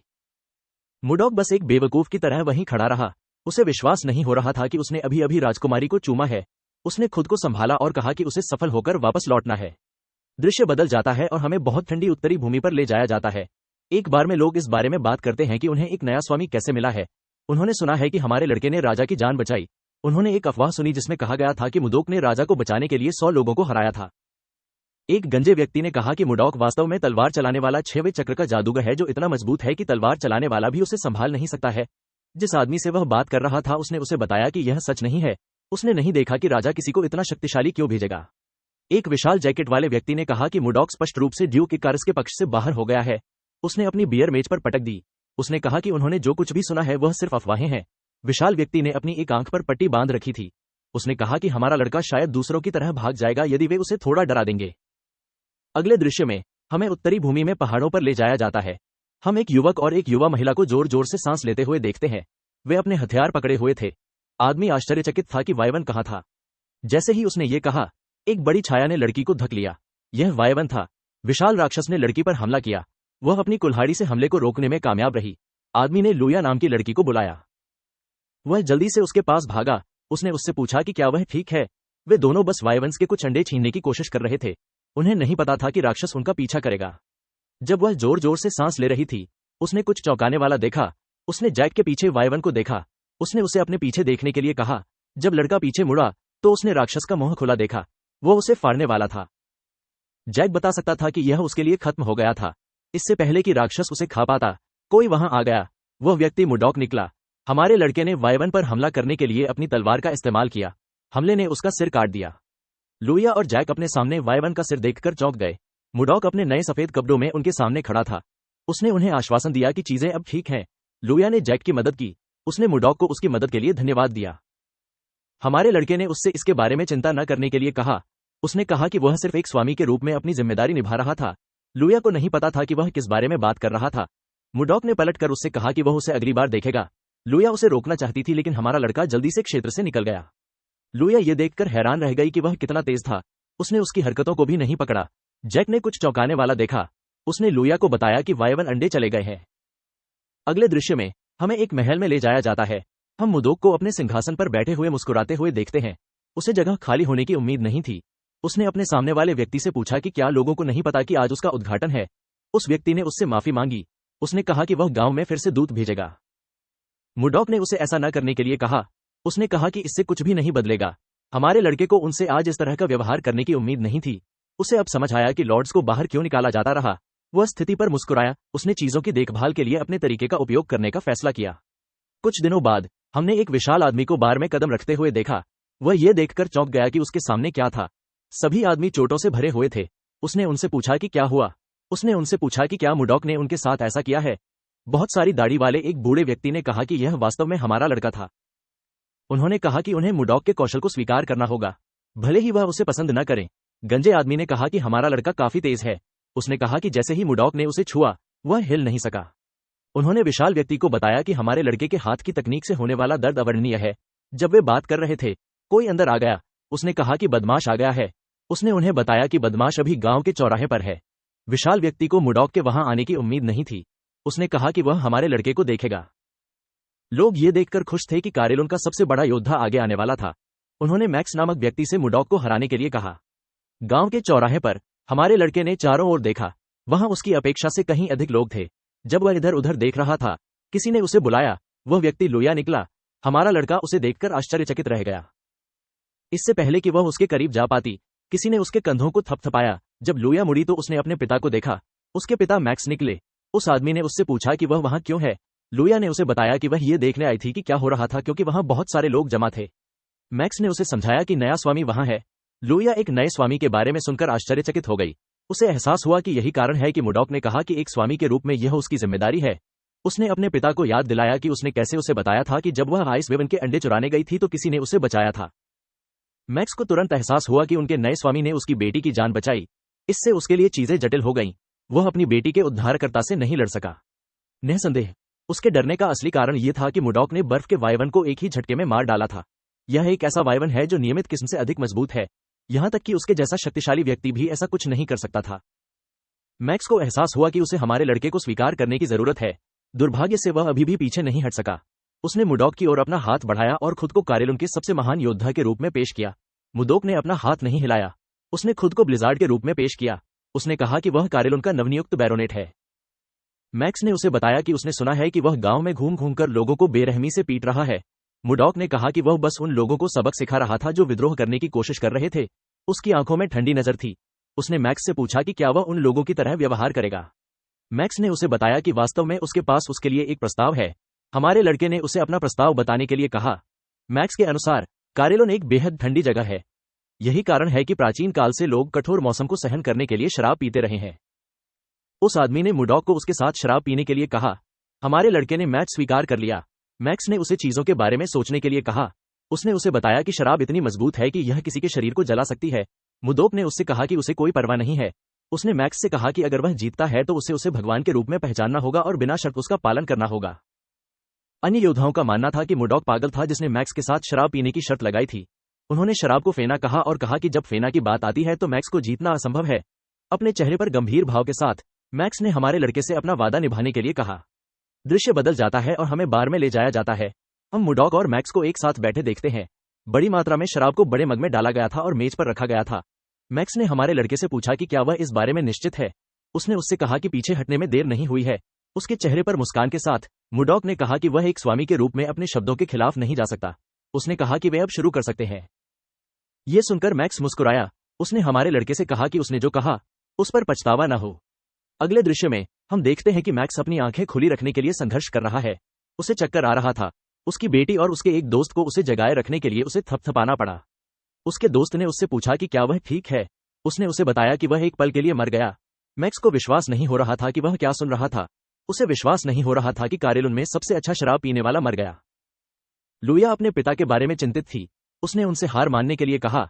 मैक्स ने इसे टाल दिया। उसने उससे कहा कि वह अभी तक नशे में नहीं है। वह इस तथ्य को स्वीकार नहीं करना चाहता था कि वह हार रहा था। उसने एक मग उठाया और मुडॉक से कहा कि उन्हें एक और पेय लेना चाहिए। मुडॉक ने उसे कुछ पेय पिलाया। उसने उस आदमी को चीजों को ज्यादा न करने की सलाह दी। मैक्स ये देखकर चौंक गया कि हमारा लड़का ऐसे पी रहा था जैसे कल नहीं है। जब उसने मुडॉक को पेय पिलाने की कोशिश की तो उसने उसे मग के चारों ओर डाल दिया। हमारे लड़के ने उसे मग में पेय डालने पर ध्यान केंद्रित करने के लिए कहा। मैक्स ने उसके सिर पर अपना हाथ रखा। उसने सोचा कि मुडॉक अभी भी कैसे ठीक है। हमारे लड़के ने उससे पूछा कि क्या वह अब हार मानने वाला है। मैक्स ने खुद को संभाला और उसे बताया कि वह अच्छा है। उसने कहा कि वे जारी रख सकते हैं। जैसे ही उसने ये कहा, उसने एक और कप शराब पी ली। लुइया और जैक ने जब ये देखा तो वे काफी चिंतित हो गए। मुडॉक ने शांत भाव से अपनी शराब पी ली।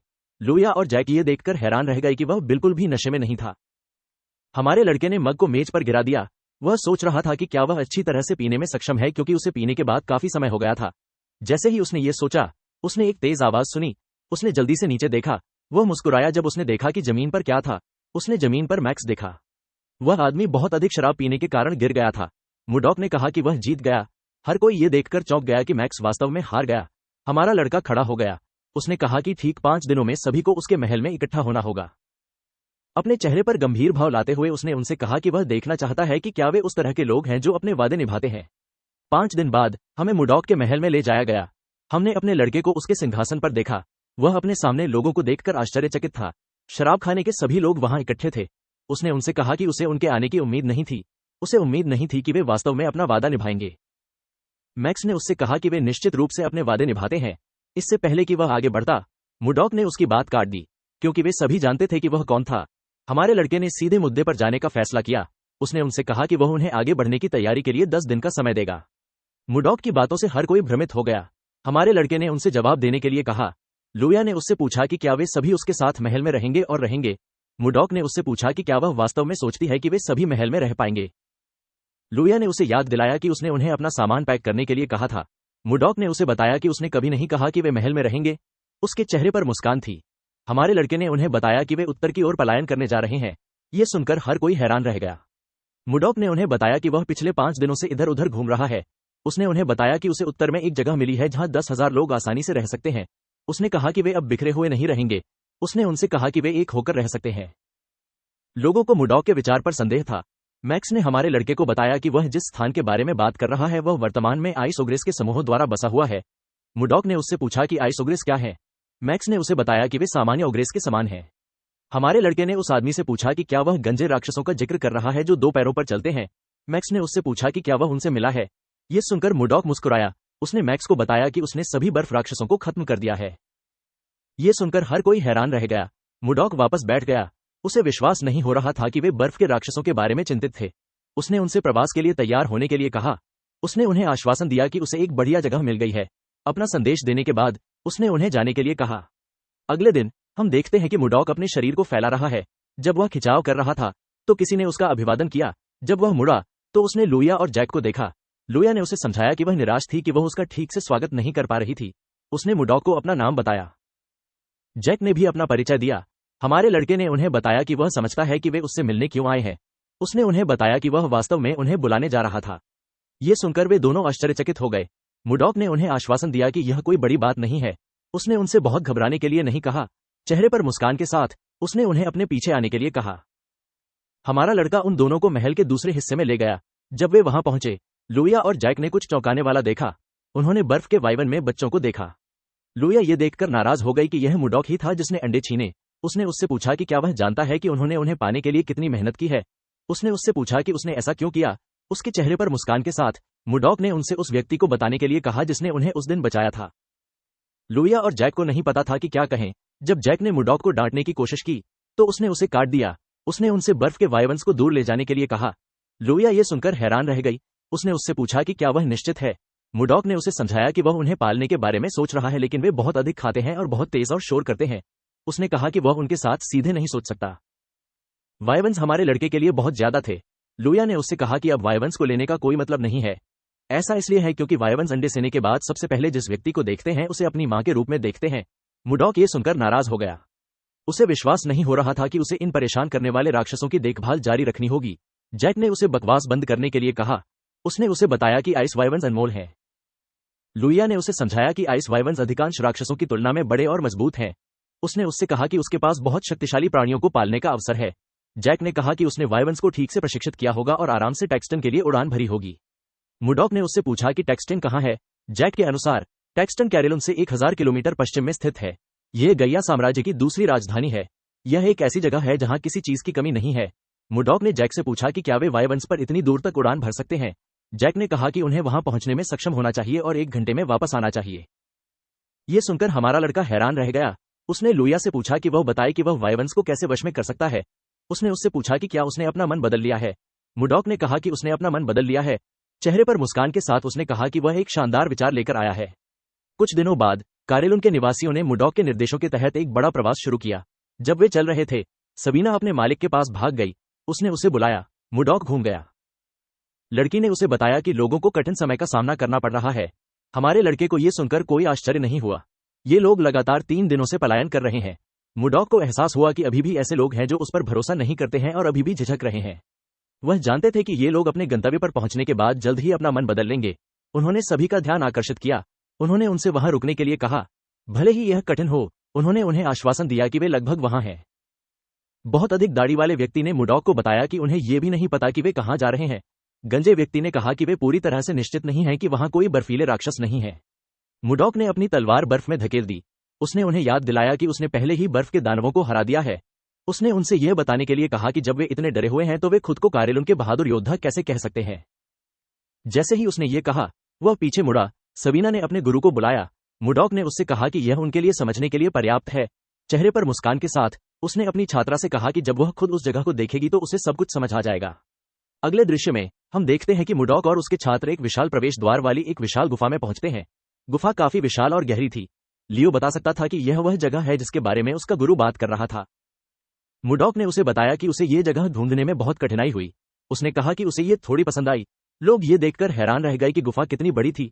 लुइया ये देखकर आश्चर्यचकित रह गई कि गुफा में गर्म पानी था। जब वे इधर उधर देख रहे थे, मुडॉक ने उनका ध्यान आकर्षित किया। उसने उन्हें बताया कि यह स्थान हिम राक्षसों का ठिकाना हुआ करता था। उन्होंने उनसे कहा कि वे अब इस स्थान पर रहेंगे। उन्होंने कहा कि उन्हें उस स्थान का नाम बताने की आवश्यकता है क्योंकि वे वहां रहेंगे। ये सुनते ही लोग जयकार करने लगे। हमारा लड़का इस जगह को उत्तरी समुद्री महल जैसा नाम देना चाहता था। वह सोच ही रहा था कि उसे एक विचार आया। उसने घोषणा की कि यह जगह अब सफेद महल के नाम से जानी जाएगी। लोगों को नाम पसंद आया। मुडॉक ने गुफा में देखा। वह सोच रहा था कि बर्फ के वाइवन्स कब वापस आएंगे। जैसे ही उसने ये सोचा, उसे एक तेज आवाज सुनाई दी। उसने इस आवाज को पहचान लिया। गुफा के अंदर हम वाइवन्स पर एक ट्यूब फायर बिजली के बोर्ड देखते हैं। राक्षसों को बिजली का झटका लगा। वे जमीन पर बेहोश हो गए। जो व्यक्ति क्यूब को नियंत्रित कर रहा था वह आश्चर्यचकित था कि वाइवन्स गुफा के अंदर क्यों थे। तुरंत उसने ये सवाल पूछा। मुडॉक उसके पीछे आया। उसने उससे पूछा कि गुफा के अंदर एक जादूगर क्यों है। वह आदमी चौंक गया जब उसने हमारे लड़के की आवाज सुनी। वह तेजी से घूमा, इससे पहले कि वह हमला कर पाता। मुडॉक उसके सामने आ गया। उसने अपने एक्यू पॉइंट पर प्रहार करने के लिए अपनी उंगली का इस्तेमाल किया। जादूगर ने अपने शरीर पर नियंत्रण खो दिया। हमारे लड़के ने उसकी गर्दन पकड़ ली और उसके शरीर को जमीन पर पटक दिया। अपने चेहरे पर डरावने भाव के साथ उसने जादूगर से वादा किया कि वह दूसरी बार उस पर दया नहीं करेगा। उसने उससे उसकी पहचान पूछी।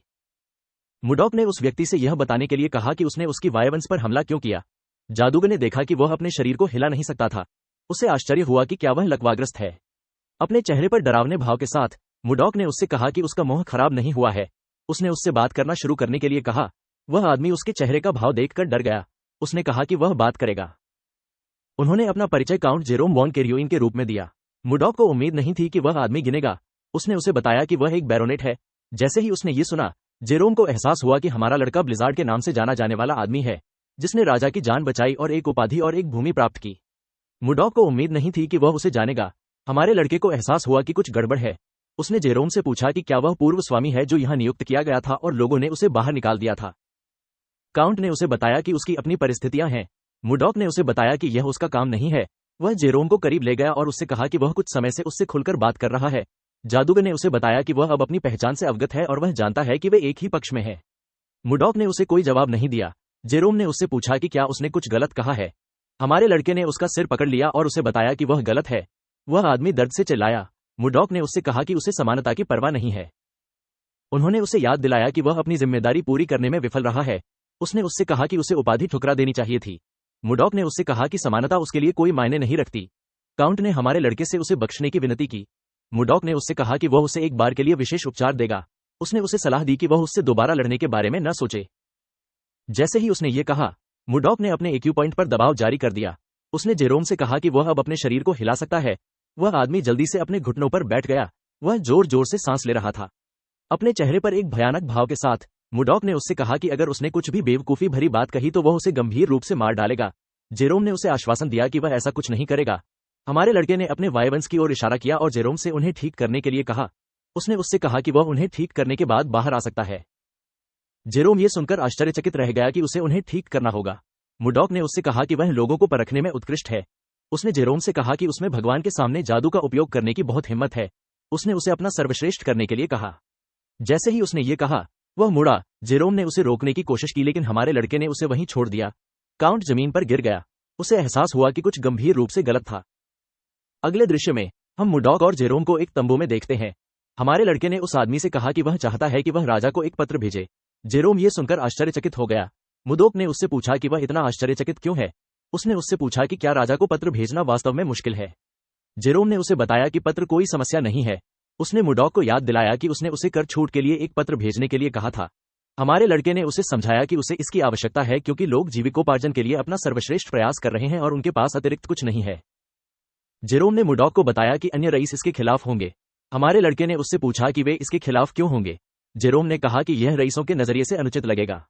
यदि यह विधेयक पारित हो गया तो सरदार राजा को यह कहकर धमकाएंगे कि वे भी कर नहीं देंगे क्योंकि उनकी परिस्थितियां भी मुर्डॉक की तरह ही खराब है। जेरोम ने हमारे लड़के से कहा कि राजा उसके अनुरोध को अस्वीकार कर देगा चाहे वह उसका कितना भी पक्ष ले। ये सुनकर मुर्डॉक को और अधिक यकीन हो गया कि रईस राज्य की समस्या है और ड्यूक इकारस उन्हें नियंत्रित करने वाला है।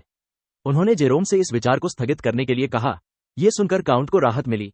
मुर्डॉक उनके करीब चला गया और उनके साथ एक और विचार साझा किया। जेरोम उनके विचार को सुनकर आश्चर्यचकित हो गए। उन्होंने मुर्डॉक से पूछा कि क्या यह संभव है। हमारे लड़के ने उनसे कहा कि यह असंभव नहीं है। जेरोम ने कहा कि यह काम कर सकता है क्योंकि यह वही मामला है। मुर्डॉक ने उससे कहा कि उन्हें बिना देर किए तैयार होने की जरूरत है। अगले दृश्य में हम देखते हैं कि नागरिक गुफा के दूसरे हिस्से में इकट्ठा हो रहे हैं। जैक ने किसी से पूछा कि क्या वह जानता है कि उनके स्वामी ने उन्हें अचानक क्यों इकट्ठा किया। इससे पहले कि वह व्यक्ति जवाब दे पाता, मुर्डॉक ने पूछा कि क्या हर कोई पहले से ही वहां इकट्ठा है। हर कोई जल्दी से उसकी ओर मुड़ा। लुइया ने उसे बताया कि वह निर्देशानुसार सशस्त्र आई है। उसने मुर्डॉक से पूछा कि वे वहां क्यों एकत्र हुए हैं। हमारे लड़के ने कहा कि वह अभी समझाएगा। उसने सभी को आइस वेवंस का शिकार करने का आदेश दिया। उसने उन्हें बताया कि उनका लक्ष्य आइस वेवंस के अंडे प्राप्त करना है। ये सुनकर योद्धा आश्चर्यचकित हो गए। उन्हें पता था कि आइस वेवन का अंडा प्राप्त करना आसान नहीं है। मुर्डॉक ने उन्हें समझाया कि वे अपनी सुरक्षा के लिए 30 लोगों से भरे समूह बनाएंगे। उन्होंने उनसे प्रत्येक समूह में कम से कम एक अंडा प्राप्त करने पर ध्यान केंद्रित करने के लिए कहा। जेरोम ने योद्धाओं को यह दिखाने के लिए कागजात दिए कि वे किस टीम से हैं। मुर्डॉक ने घोषणा की कि जो टीम सबसे अधिक मात्रा में वाइवन अंडे वापस लाएगी उसे 100 स्वर्ण मिलेंगे। ये सुनकर योद्धा हैरान रह गए। एक योगिनी ने कहा कि उसने अपने जीवन में इतनी धनराशि पाने की कभी कल्पना नहीं की थी। जैक ने मुर्डॉक से पूछा कि क्या वह वास्तव में उन्हें अंडों के लिए इस तरह का इनाम देगा। मैक्स ने मुर्डॉक से पूछा कि क्या वह वास्तव में उन्हें अंडों के लिए 100 सोने का भुगतान करेगा। हमारे लड़के ने उससे कहा कि वह कभी भी ऐसा वादा नहीं करता जिसे वह पूरा नहीं कर सकता। उसने कारेलन के योद्धाओं से पूछा कि क्या वे इस कार्य के लिए तैयार हैं। योद्धा खुश होने लगे। उन्होंने मुर्डॉक से इसे उन पर छोड़ने के लिए कहा। जब वे जयकार कर रहे थे, मुर्डॉक ने जेरोम को 10 दिनों तक प्रत्येक टीम का अनुसरण करने और उपयोगी लोगों पर नजर रखने का आदेश दिया। उन्होंने कहा कि वह बाद में इन लोगों का उपयोग विभिन्न कार्यों के लिए करेंगे। जेरोम ने मुर्डॉक से पूछा कि क्या वह एक नाइट ऑर्डर बनाने के बारे में सोच रहा है। यह सुनते ही हमारा लड़का उसकी ओर मुड़ा। वह आदमी आश्चर्यचकित हुआ कि क्या उसने कुछ गलत कहा है। मुर्डॉक को एहसास हुआ कि जेरोम एक बहुत ही उपयोगी व्यक्ति है। भले ही जब वह उनके साथ शामिल हुआ तो उसने उसे नौकरी दी थी। वह आदमी अपने कार्यों को अच्छी तरह से कर रहा है। वह हमारे लड़के की कुछ बातों से उसके इरादों को समझने में भी सक्षम था। मुर्डॉक ने जेरोम से कहा कि वह सही है। उसने कहा कि उसने सुना है कि प्रभु के लिए एक शूरवीर आदेश होना चाहिए। जेरोम ने उसे बताया कि वह सही है। उसने उससे कहा कि उसे इसकी बहुत आवश्यकता है क्योंकि इकारस डची के शेर शूरवीर विशेष रूप से शक्तिशाली हैं। वे इतने मजबूत हैं कि शाही शूरवीरों के खिलाफ लड़ने पर भी वे नहीं हारेंगे। ये सुनकर मुर्डॉक मुस्कुराया। उसने जेरोम से चिंता न करने के लिए कहा। उसने उससे कहा कि वे जल्द ही सर्वश्रेष्ठ होंगे। हमारे लड़के ने एक ऐसी इकाई बनाने का फैसला किया जो बर्फ की बर्फ इकाई से कहीं अधिक बड़ी और मजबूत हो, क्योंकि वह हवेयों को 2 बार खोना नहीं चाहता था। उसके चेहरे पर मुस्कान के साथ मुडॉक ने योद्धाओं को शिकार शुरू करने का आदेश दिया। अगले दृश्य में हम एक समूह को एक वायवन का पीछा करते हुए देखते हैं। मुडॉक ने उन्हें अब हमला करने का आदेश दिया। तुरंत उसने आदेश दिया, लुइया, जैक और योगिनी एक चट्टान से नीचे कूद गए। लुइया ने राक्षस पर अपने तीर चलाए। जैक ने अपनी कुल्हाड़ी से उसकी पूंछ काट दी। मैक्स ने अपने हाथ को अपनी ऊर्जा से ढक लिया और उसका उपयोग राक्षस के सिर पर मारने के लिए किया। उसने दूसरी इकाई से जाल फेंकने के लिए कहा। योद्धाओं ने तुरंत राक्षस पर लोहे का जाल फेंका। जाल ने राक्षस के सिर को ढक दिया और उसे जमीन पर खींच लिया। मुडॉक ने जेरोम से कहा कि यह बहुत अच्छा चल रहा है। उस आदमी ने कहा कि वे कई दिनों से शिकार कर रहे हैं। उसने कहा कि उनके हाथ और पैर पहले से ही सही तालमेल में है। जेरोम को हमारे लड़के का विचार साहसिक लगा। उसने आइस वाइवन के अंडे चुराने और उसे वश में करने के बारे में कभी नहीं सोचा था, जबकि वह अभी भी बच्चा है। अगर सब कुछ ठीक रहा तो वे आइस वाइवन की मदद से चमड़े और हड्डियों जैसे शिकार के सामान को दूर के शहरों में ले जाने और बेचने में सक्षम होंगे। मुडॉक ने अपने योद्धाओं को खुश होने के लिए कहा। उसने उन्हें याद दिलाया कि यदि वे बहुत सारे अंडे वापस लाएंगे तो उन्हें एक बड़ा इनाम मिल सकेगा। ये सुनकर योद्धा प्रेरित हो गए। उन्होंने शिकार जारी रखने का फैसला किया।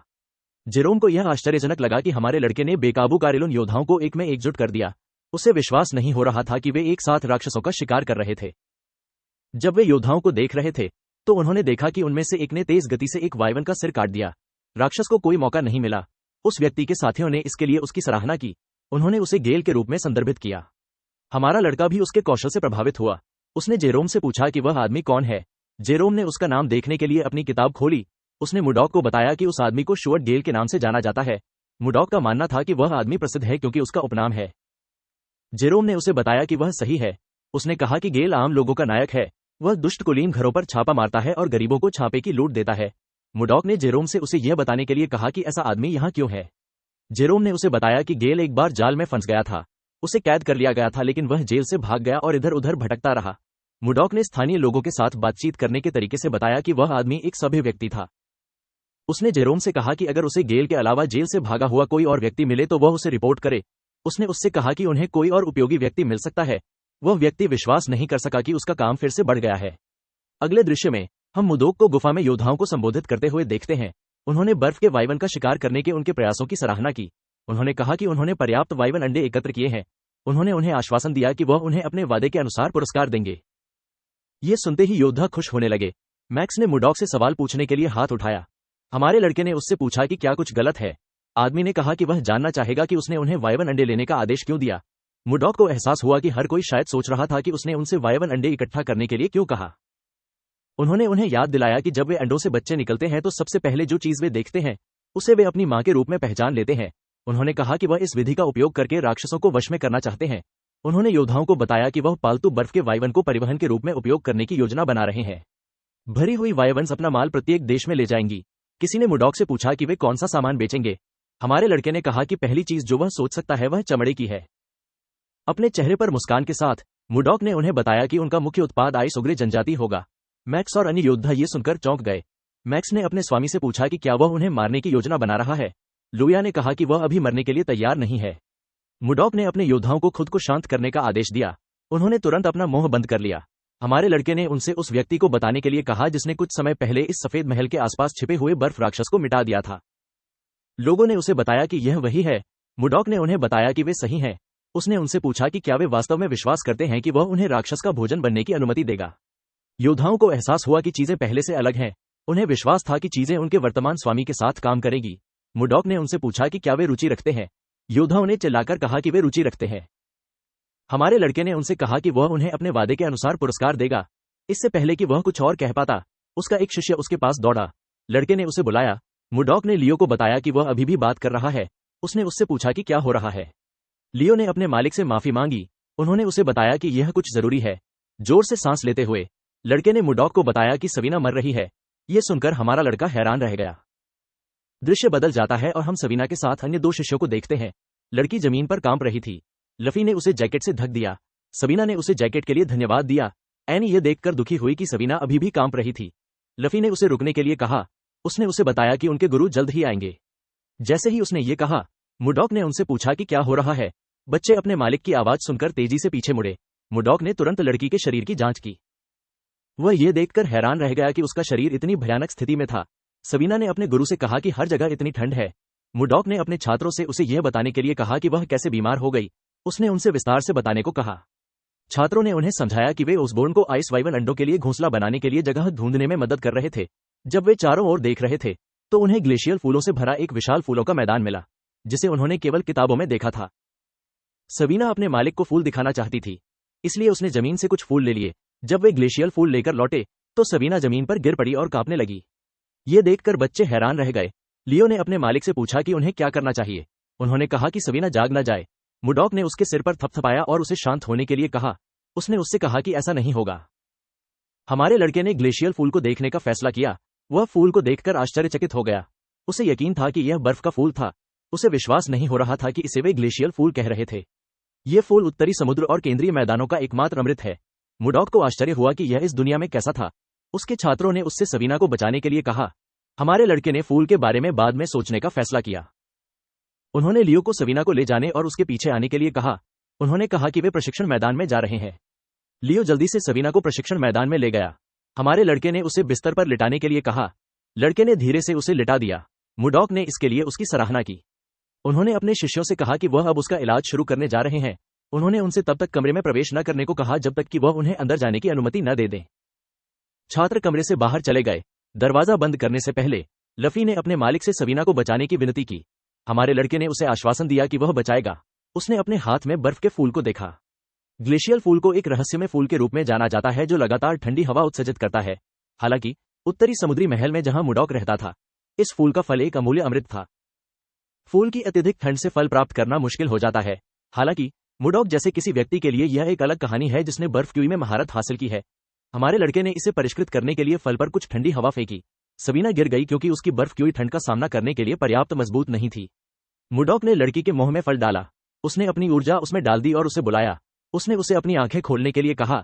जैसे ही उसने ये सुना, सबीना ने अपनी आंखें खोली और अपना सिर उठाया। वह अपने मालिक को अपने सामने देखकर आश्चर्यचकित रह गई। जैसे ही हमारे लड़के ने अपनी छात्रा में अपनी ऊर्जा डाली, उसने टेलीपैथी के माध्यम से उससे बात की।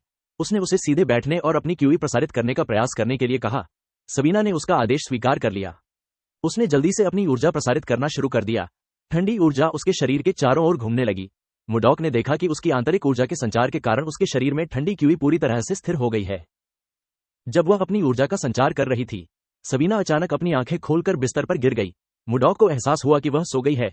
उसका मानना था कि उसे अपनी आंखें बंद कर लेनी चाहिए थी। उसने देखा कि उसकी आंतरिक ऊर्जा पहले की तुलना में काफी बढ़ गई है। फल ने उसकी अपेक्षा से बेहतर काम किया। मुडॉक को एहसास हुआ कि अगर उसकी ऊर्जा बढ़ती रही तो वह उसके प्रशिक्षण की तीव्रता बढ़ा सकता है। फिर से प्रशिक्षण शुरू करने से पहले हमारा लड़का चाहता था कि लड़की उसे फूलों के खेत में ले जाए जहां लड़की के जागने पर उसे बर्फ का फूल मिला। उसे एहसास हुआ कि वह उम्मीद से कहीं जल्दी अपना लक्ष्य हासिल करने में सक्षम हो सकता है। बाद में सबीना थोड़ी देर सोने के बाद उठी। आइस वाइवन के अंडों की कटाई के बाद सफेद महल को एक बड़े पुनर्गठन से गुजरना पड़ा। मुडॉक ने जेरोम द्वारा दी गई सूची की जांच की और अपने स्वयं के विशिष्ट शूरवीर आदेश का आयोजन किया, जिसे बर्फीला तूफान शूरवीर आदेश के रूप में जाना जाता है। उन्होंने योद्धाओं को बर्फीला तूफान शूरवीर आदेश से संबंधित शक्तिशाली पुरुषों के रूप में बढ़ाने का वादा किया। शुअर्ट को आदेश के कप्तान के रूप में नियुक्त किया गया। मुडॉक ने इस नए स्थान पर एक स्कूल और एक अस्पताल बनाया। उन्होंने रेस्तरां, बार और कपड़े की दुकानें भी बनाई। सब कुछ हमारे लड़के की योजना के अनुसार चल रहा था। प्रशिक्षण सुविधा को लोगों की क्षमताओं के अनुसार समायोजित किया गया था। अगले दृश्य में हम मुडॉक और जेरोम को बात करते हुए देखते हैं। हमारे लड़के ने जादूगर से कहा कि अगर वह इसे सुधारना चाहता है तो उसे लोगों को संगठन के साथ जोड़ना होगा। जादूगर ने उसे बताया कि वह सही है। ओसबोर्न को व्हाइट कैसल सुरक्षा बलों में रखा गया था और जेरोम को हमारे लड़के के सहायक के रूप में नियुक्त किया गया था। जेरोम ने मुडॉक को याद दिलाया कि उसे अभी भी लोगों को जादू सिखाना है। हमारे लड़के ने उससे पूछा कि क्या उसे ये पद नहीं चाहिए। उस आदमी ने कहा कि वह नहीं चाहता है। मुडॉक ने उसे कमीना कहा और उसे अपना उत्तर दोहराने के लिए कहा। उसने उस पर कुछ कागज फेंके। जेरोम कुछ नहीं कह सका। उसे लगा कि उसे उसके काम के लिए 10 लाख सोना दिया जाना चाहिए। मुडॉक ने कहा कि वह एक गश्ती इकाई बनाना चाहता है। गश्ती इकाई सफेद महल के बाहरी हिस्से की सुरक्षा के लिए जिम्मेदार है। यह कार्यालयों की खोज करने और बिखरे हुए निवासियों को लाने के लिए भी जिम्मेदार है। मुडॉक ने कहा कि वह इस इकाई का कप्तान होगा। उसने वाइवन नाइट्स नामक एक और सशस्त्र समूह बनाने का फैसला किया। जैक ने मुडॉक से विनती की कि वह उसे इस समूह में शामिल होने की अनुमति दे। हमारे लड़के को नहीं पता था कि वह सही निर्णय ले रहा है या नहीं। फिलहाल वयस्कों को ले जाने के लिए कोई भी वाइवन इतना बड़ा नहीं था, इसलिए समूह को रोक दिया गया था। एक बार वाइवन शूरवीरों की संख्या तय हो जाने के बाद शेष अंडे कार्यालयों व्यापारियों द्वारा उपयोग किए जाएंगे। मुडॉक ने लुया को बताया कि यह एक रहस्य है कि वह व्यापारियों का प्रमुख है। उसने लड़की से कहा कि वह उसकी प्रॉक्सी के रूप में काम करेगी। लुइया ने उसका प्रस्ताव स्वीकार कर लिया। कुछ दिनों बाद हम जेरोम को कहीं भागते हुए देखते हैं। वह एक ब्रीफकेस ले जा रहा था। उसे याद आया कि मुडॉक ने उससे कहा था कि वह अपना काम का बोझ कम कर देगा। उसे आश्चर्य हुआ कि आज चीजें कितनी परेशानी वाली होंगी। सोचते सोचते वह एक कमरे में चला गया। उसने देर से आने के लिए माफी मांगी। मैक्स ने उससे चिंता न करने को कहा। उसने कहा कि बैठक अभी शुरू हुई है। जब जेरोम ने चारों ओर देखा तो उसे कुछ अजीब लगा। सबीना भी कमरे में थी। उसे याद आया कि लड़की हाल ही में अस्वस्थ थी। उसे आश्चर्य हुआ कि वह वहां क्यों थी। मुडॉक ने उसे बैठने के लिए कहा। उसने ओसबोर्न को अपनी रिपोर्ट जारी रखने के लिए कहा।